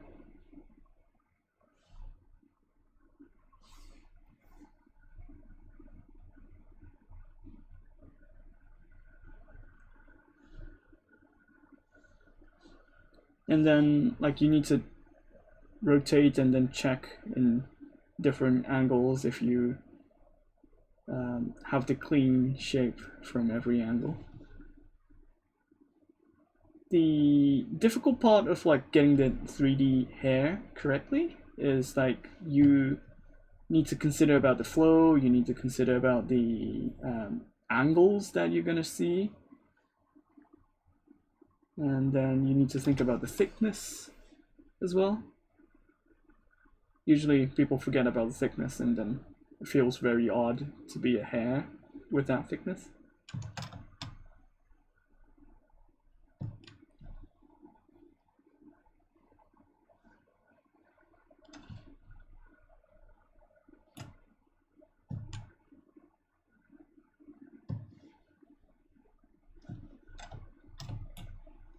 And since you're separating, like if you keep it separate and then if you keep it individual, it's easy to like, for example, like tweak the thickness of this individual strands as you go along. But if you connect them in midway, it's going to be harder for you to tweak them.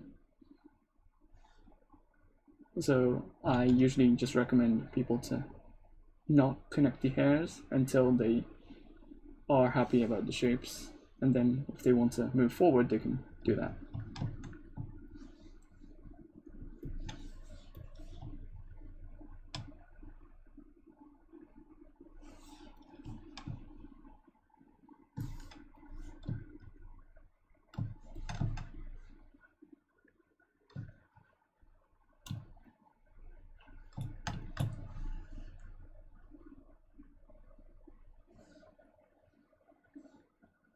And usually I don't really like straight kind of like hairs. I want some curls or kind of like flex happening, because for example, if you pluck some hairs from your head, it's naturally like it naturally curls, right? So if this side was connected to your head, it have this kind of like natural curve to it, which goes like this kind of like hook to it. So I usually replicate this kind of like hook slightly on the hair. But if you do it too much, it's gonna be too curly. It's gonna be too aggressive on the curls. So I usually just like I usually just think as a spiral and then stop midway. So if I draw a spiral like this, you can draw a couple of like spirals, right? And then you just need to stop midway somewhere like this, and then use that like kind of like this curvature as your base for each hair.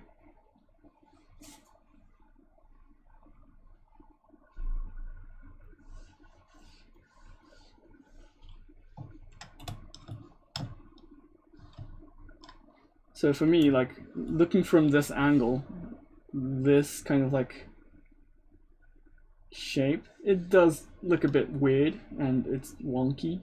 So I do want to change this part. Do something like this.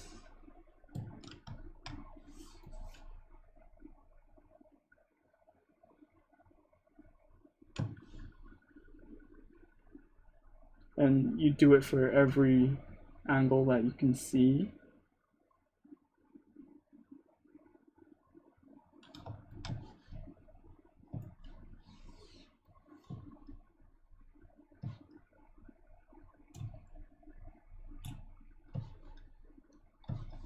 And then you'll get the initial shapes and then you'll add the supporting shapes afterwards. Always the supporting shapes will sometimes mess up the initial shapes, so you gotta like focus on the main shapes first and then think about the support shapes afterwards, because if you don't really have the initial shapes, it's gonna mess up your initial like shape that you are like targeting towards.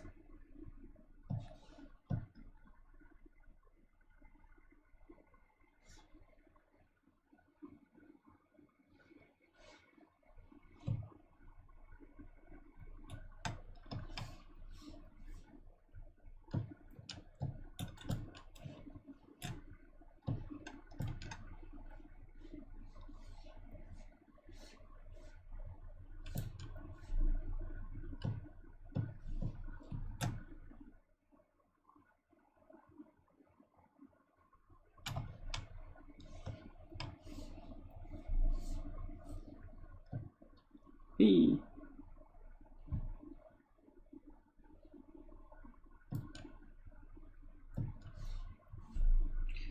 What time is it in Brazil? Just wondering.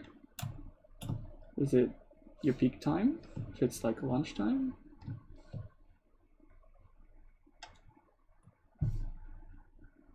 Evening?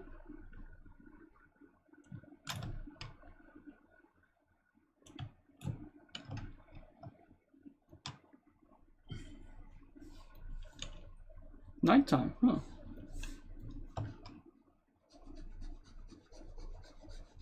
Thought it was more close to LA time, but I was wrong.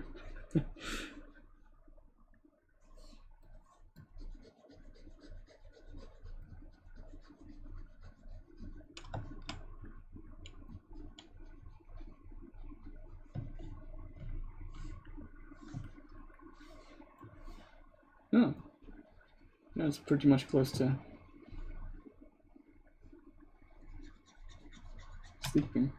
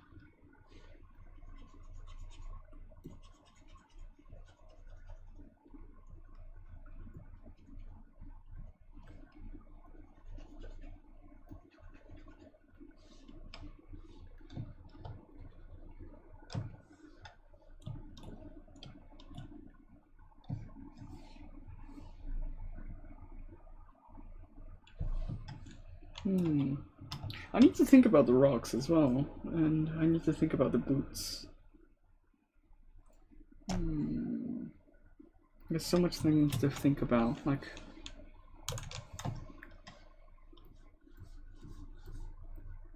I don't usually sculpt rocks, so sometimes it's hard for me to get the shapes correct.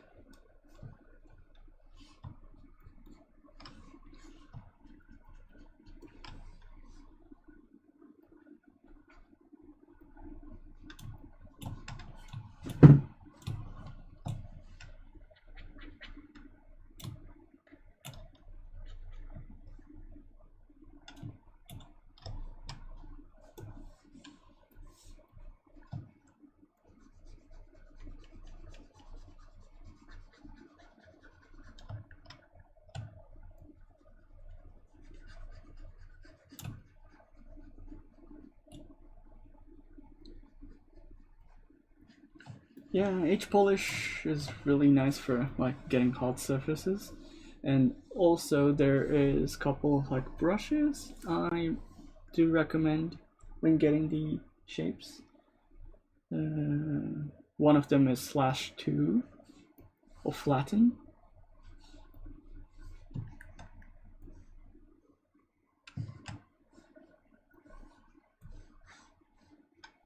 Like I usually recommend using like flat lines for getting these kind of like flat interactions. Or you can use flatten B, which is I don't need RGBs, which will do this kind of like shape. Also, Alt key works wonders as well. And then also I can use thick skins for a couple of like strokes for like finishing touches.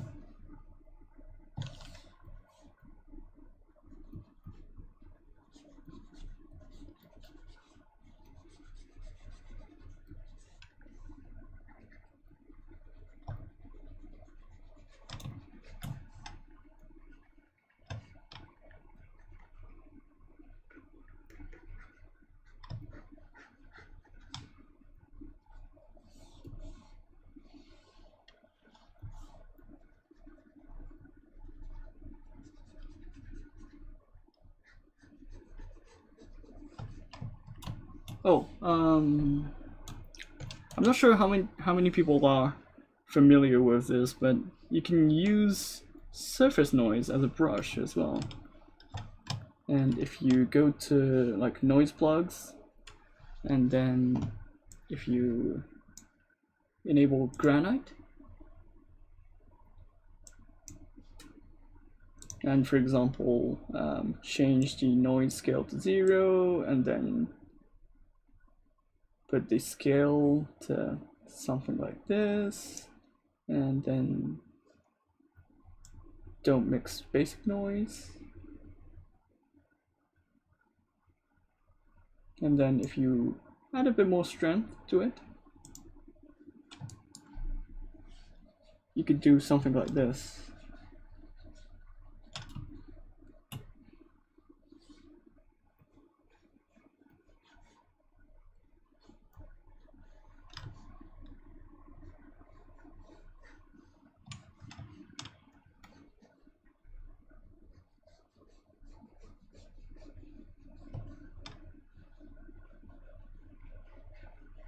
You can use it for RGB paints as well.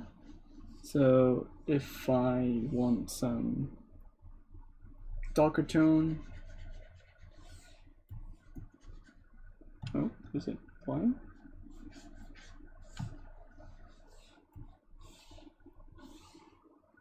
Wait, oh, color blend, black, color blend.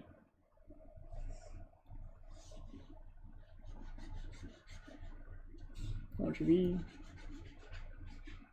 Yeah, so you can do something like this as well. Like you can add sculpts, you can add colors,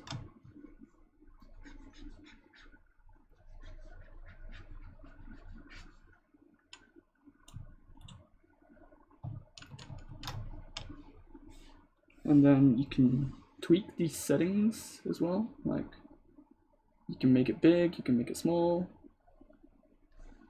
Then you can also tweak the parameters of the curve like this. Let me just remove the color blend.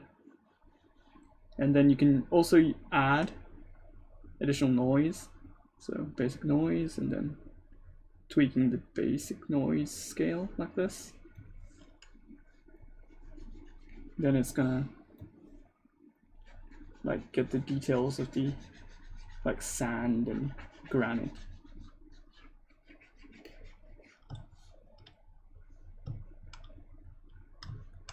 Where are the Mantis blades? It's right here. I haven't really finished it, it's just a rough model, but yeah.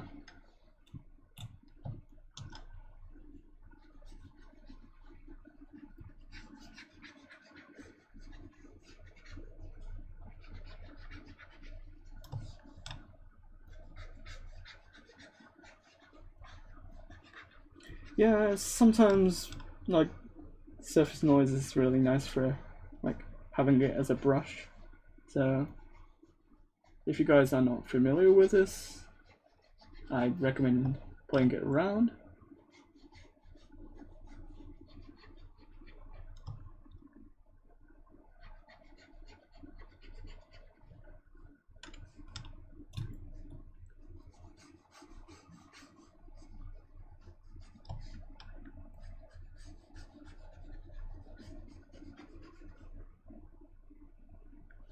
And you can also save it as a brush as well. So if you like the settings and then if you want to keep it, you can just save the brush, store the setting, and then you're done.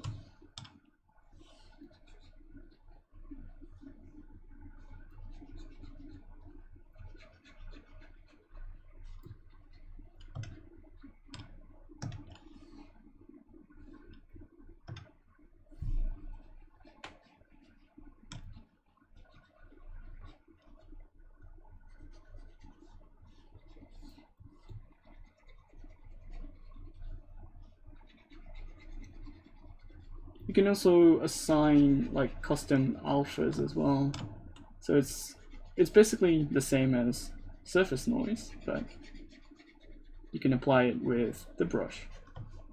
So that's the difference.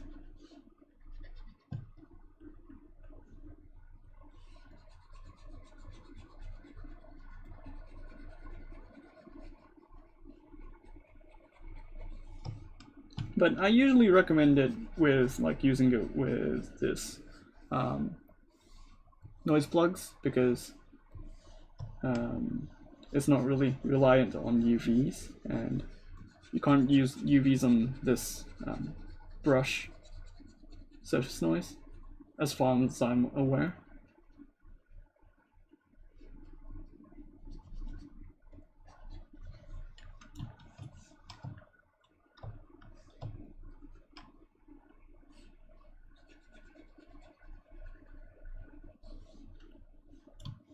And then if I want to have more crunchiness, I can tweak the settings, edit. And then if I want some erosions,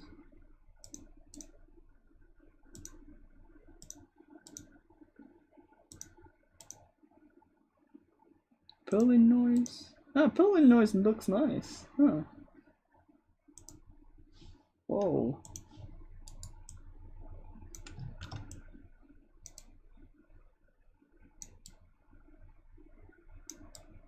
Yeah, so you can use multiple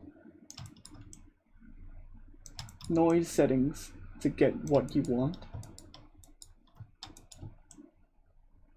Now it looks like an ice cream, like I'm hungry. And then you can also tweak the value of the intensity, so you're not gonna do too much.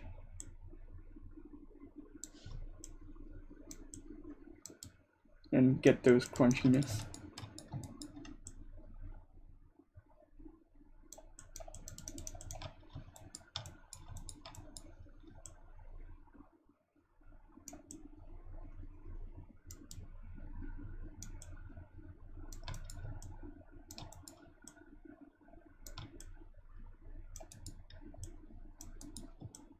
It does look like an ice cream, like, I wonder why. I think it's the shadows and the colors.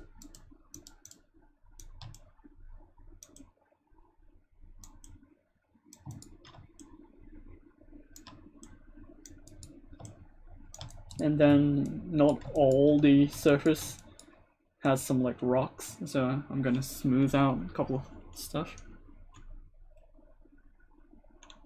I might have missed it, but did you UV map using before the surface noise? No, I didn't use the surface noise. I used the brush version of surface noise. So if you go to brush, and then if you go to surface, you have the button to not have noise, and then you can press edit. And then it's using the noise plugs. And I'm not applying any UVs on this model, so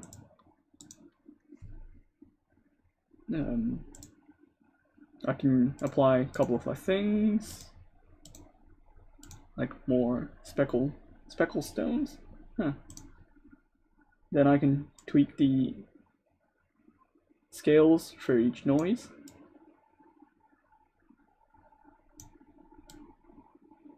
And then use that setting as a brush. So if I want some setting like this happening on the brush,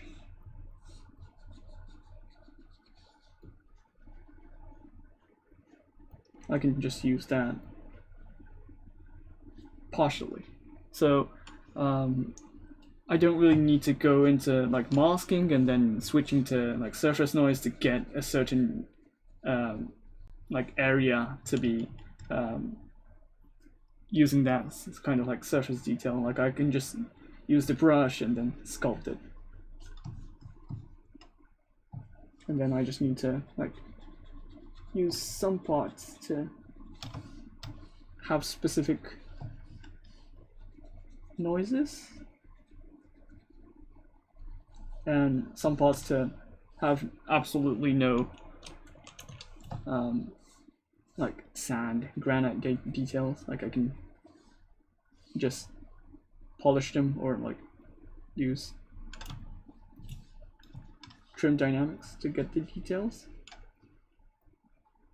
Cut away like this.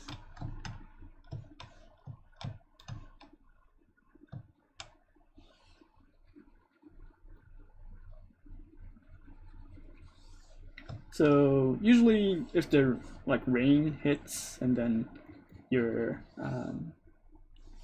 stone, your pet stone gets like curved down or like shaved off, then it's usually these kind of like areas which gets like affected by the rain. Oh, talking about rains, if it's like set on a cyberpunk world, it might be better to have like acid rains, like corporation not caring about like the environment, and then the acid rain falls down, and then these kind of like rocks get really polished in a way, and then those like areas which is hidden, which is the shadow of the stones, might be not affected too much by the rain, so you can consider those kind of like details as well.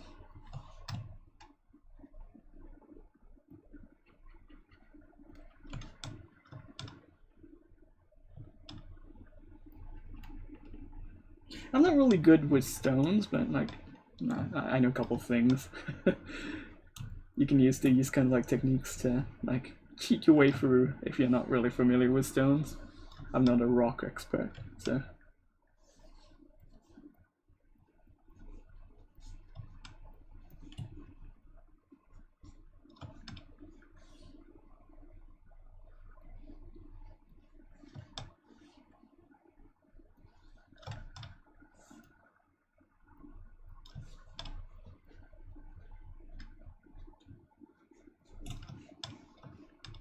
Do you have a 3D printer or do you send it to print? I have a Form 2 in my house.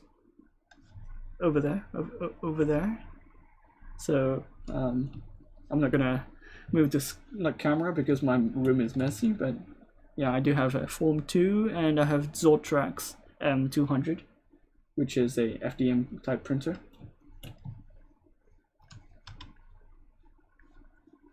I use it a lot because like I'm printing figurines.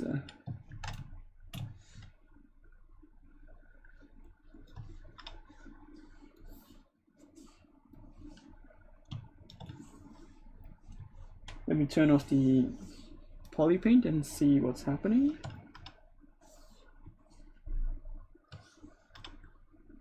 And then if I want to have some more crunchiness, I would like to use some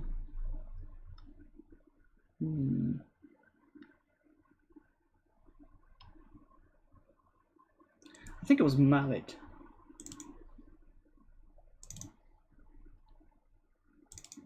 It was mallet inside. Where was it? I think it was music. No. Flatten. No. Oh, this one. Yeah, mallet. Mallet fast.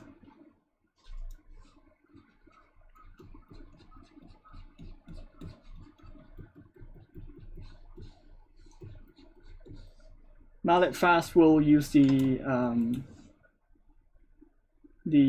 like canvas depth information, and then we'll like try to flatten the like surface detail according to that like depth information. So if you rotate it and then like move it around in a different way, it's gonna like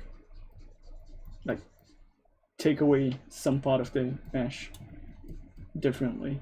So you can use this to create some like random things as well.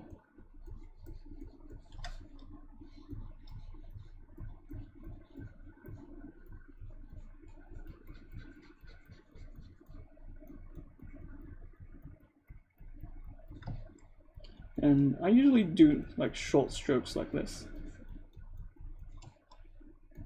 So it feels more like a oil painting, kind of like scraping happening.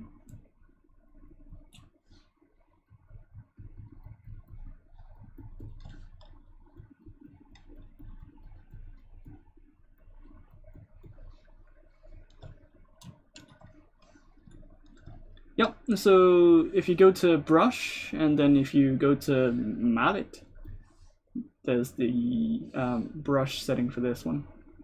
And what I did for Noisemaker was just using the standard brush and then tweaking the brush. Then if you go to surface, you were able to enable noise, and then you can switch to edit and tweak the settings from there.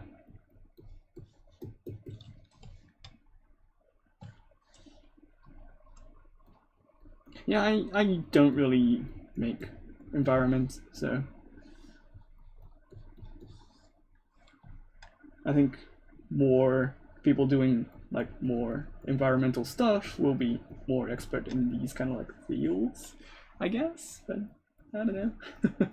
Some people don't know these kind of like gems in ZBrush, so if you have a friend who's doing environments, like show these techniques, and sometimes it might blow people's heads. So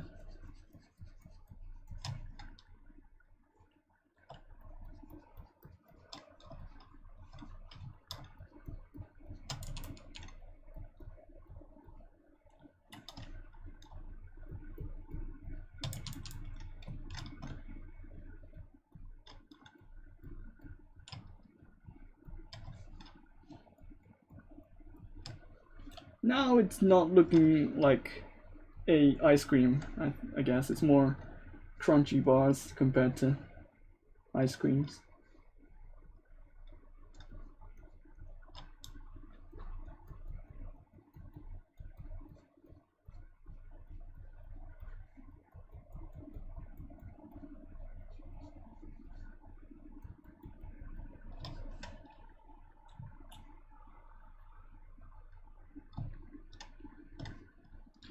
What you will be working on after you finish this model? I don't know. I'm thinking about it.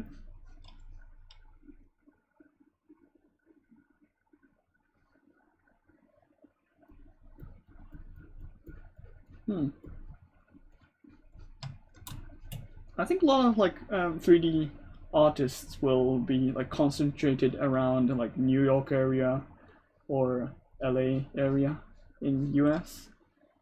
I don't know if it's for other countries, but In Japan, it's really like centered around Tokyo and Osaka and Kyoto, Nagoya, Fukuoka, those kind of like populated areas. But other than that, I don't see much people actively posting things 3D related on other areas.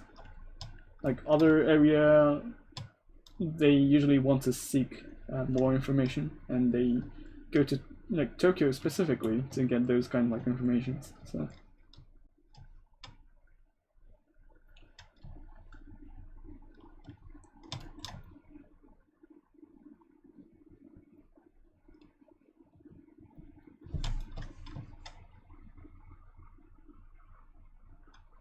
another good reason to go to ZBrush Central to collect more information related to these kind of like stuff.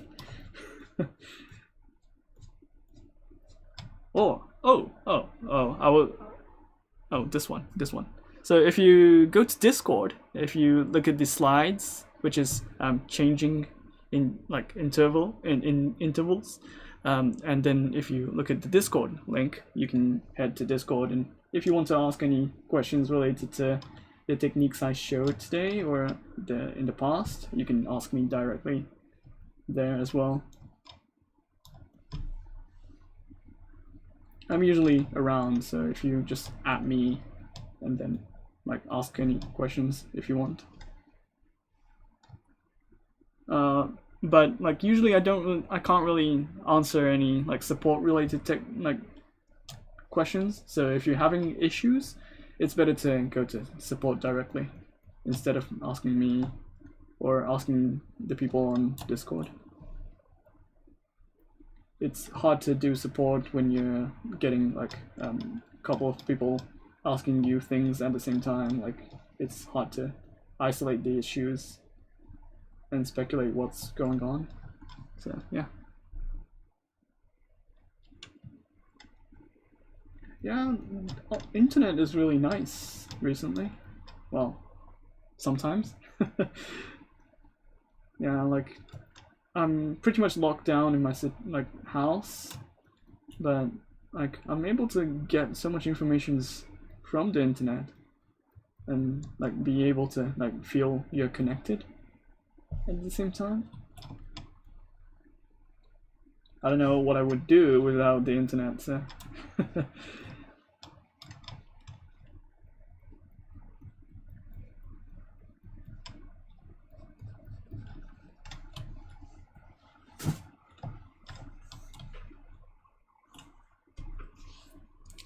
okay, let me get some ambient occlusion. So if I go to Z plugins, and then if I go to ambient occlusion, and then get some compute, and usually default is fine. More and more in the toy industry, it's almost as important to know environment stuff for bases. Yeah, like I see a lot of like environment stuff or effects happening on figurines recently. Okay, so you can see like if I switch to flat colors, this is what I get for ambient occlusion. So you can use this kind of like stuff to like change the colors and get some juicy coloring happening like this. And then on the right side, I can apply some highlights in some areas by using a bit more like alpha, like this, so it looks more rocky in some places.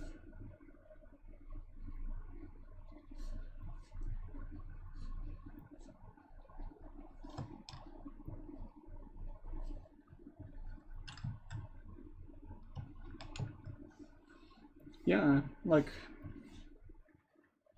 small, like detailed items are usually helpful for establishing a character and scenarios and what kind of like environment she or he was like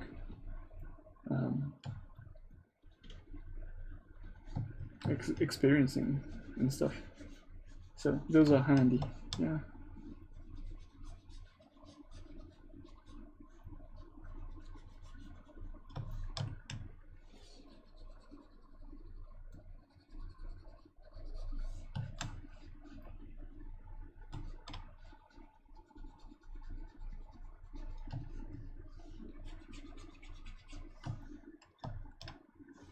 Yeah, these kind of like marbling, well, small dots happening on the rock is pretty nice to see.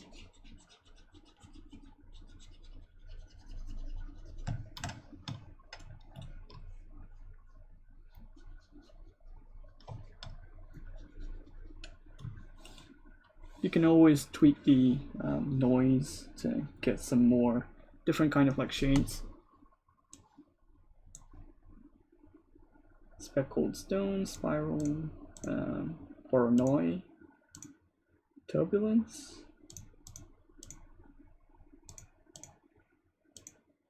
leaves. Oh, you can also use wood as well, so you can get these kind of like crazy shapes as well.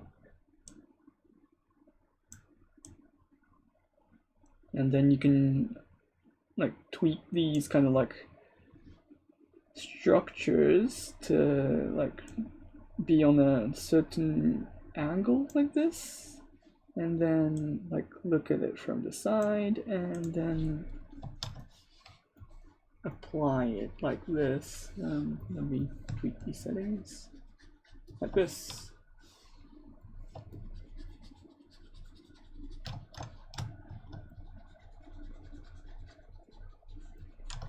How cool is this? Like, it's cool, right?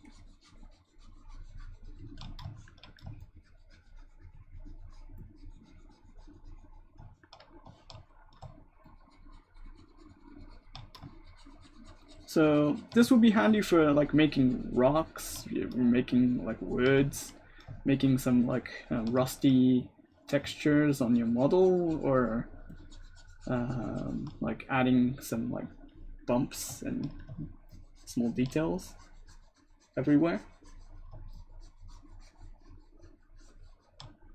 And especially if you don't really want the entire like noise on the entire mesh, if you just want it like locally or like in just individual spots, then this will be really handy.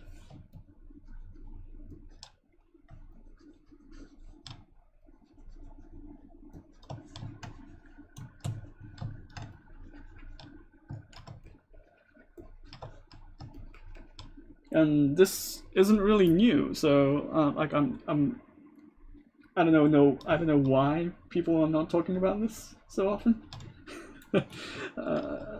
Yeah, like people, I think people would love this feature.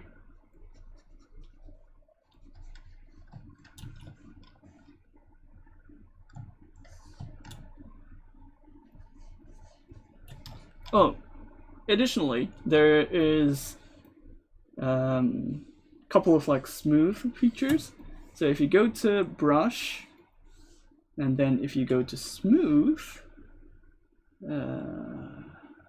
smooth, yeah, and then if you go to the smooth valleys, smooth peaks, you can also use these. So if you use smooth peaks, what it does is it will replace these smooth peaks, and then would smooth out only the area which is peaking. So it will do this.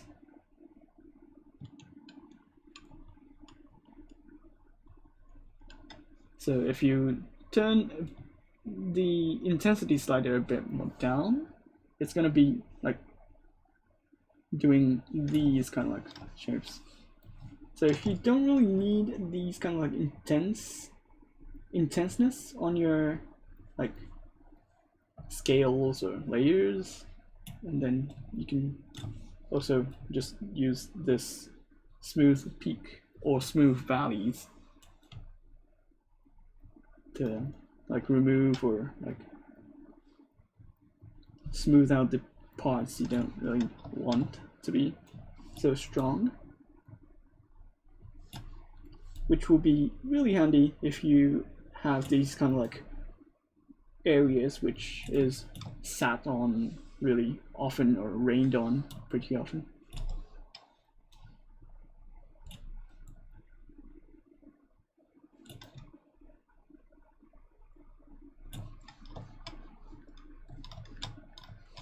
And I can do rocks all day, but like I think I should pretty much stop my stream here, and I don't know who's next, but hand it over to the other person. Google Calendar. Let me see.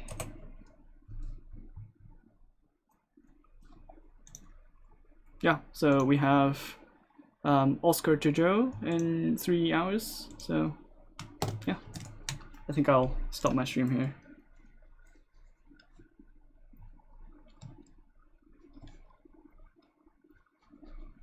Sorry if I pronounced the name incorrectly, or it's hard. Sorry.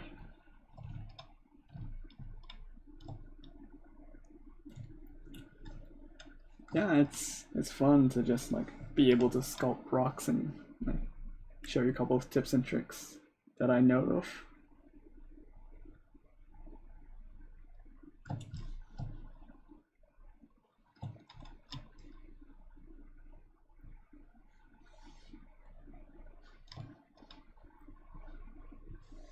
Stream Dynamics is my like go-to brush as well. Like it's so nice to just play around with this brush.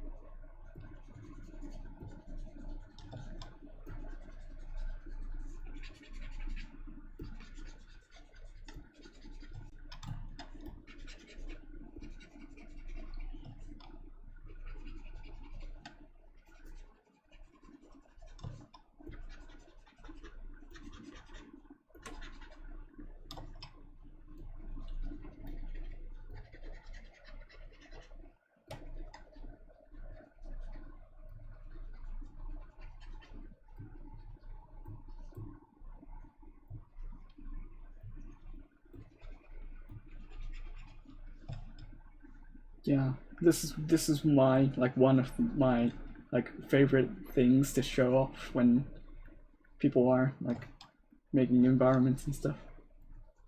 Like yeah, I had the object that I didn't really get to finish or like get to sculpt in a while, so.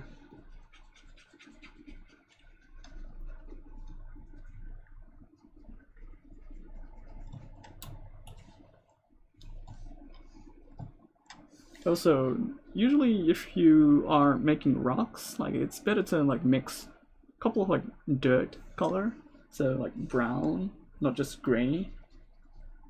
So for example, turn off the noise and then just adding a bit more light tone, because you're gonna have a mix of mud and like dirt anyways, with the rain, with the wind, and depending on the terrain. This kind of like stuff included in the stone will change accordingly as well. So this kind of like color is pretty handy for like making the rock look realistic as well.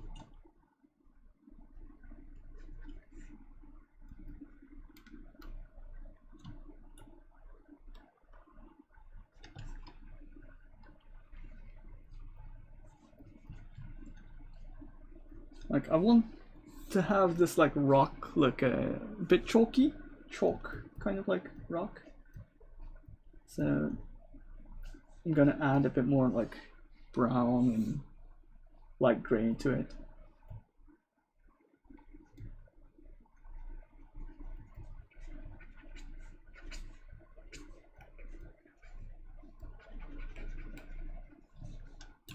But yeah, I think it's enough for now.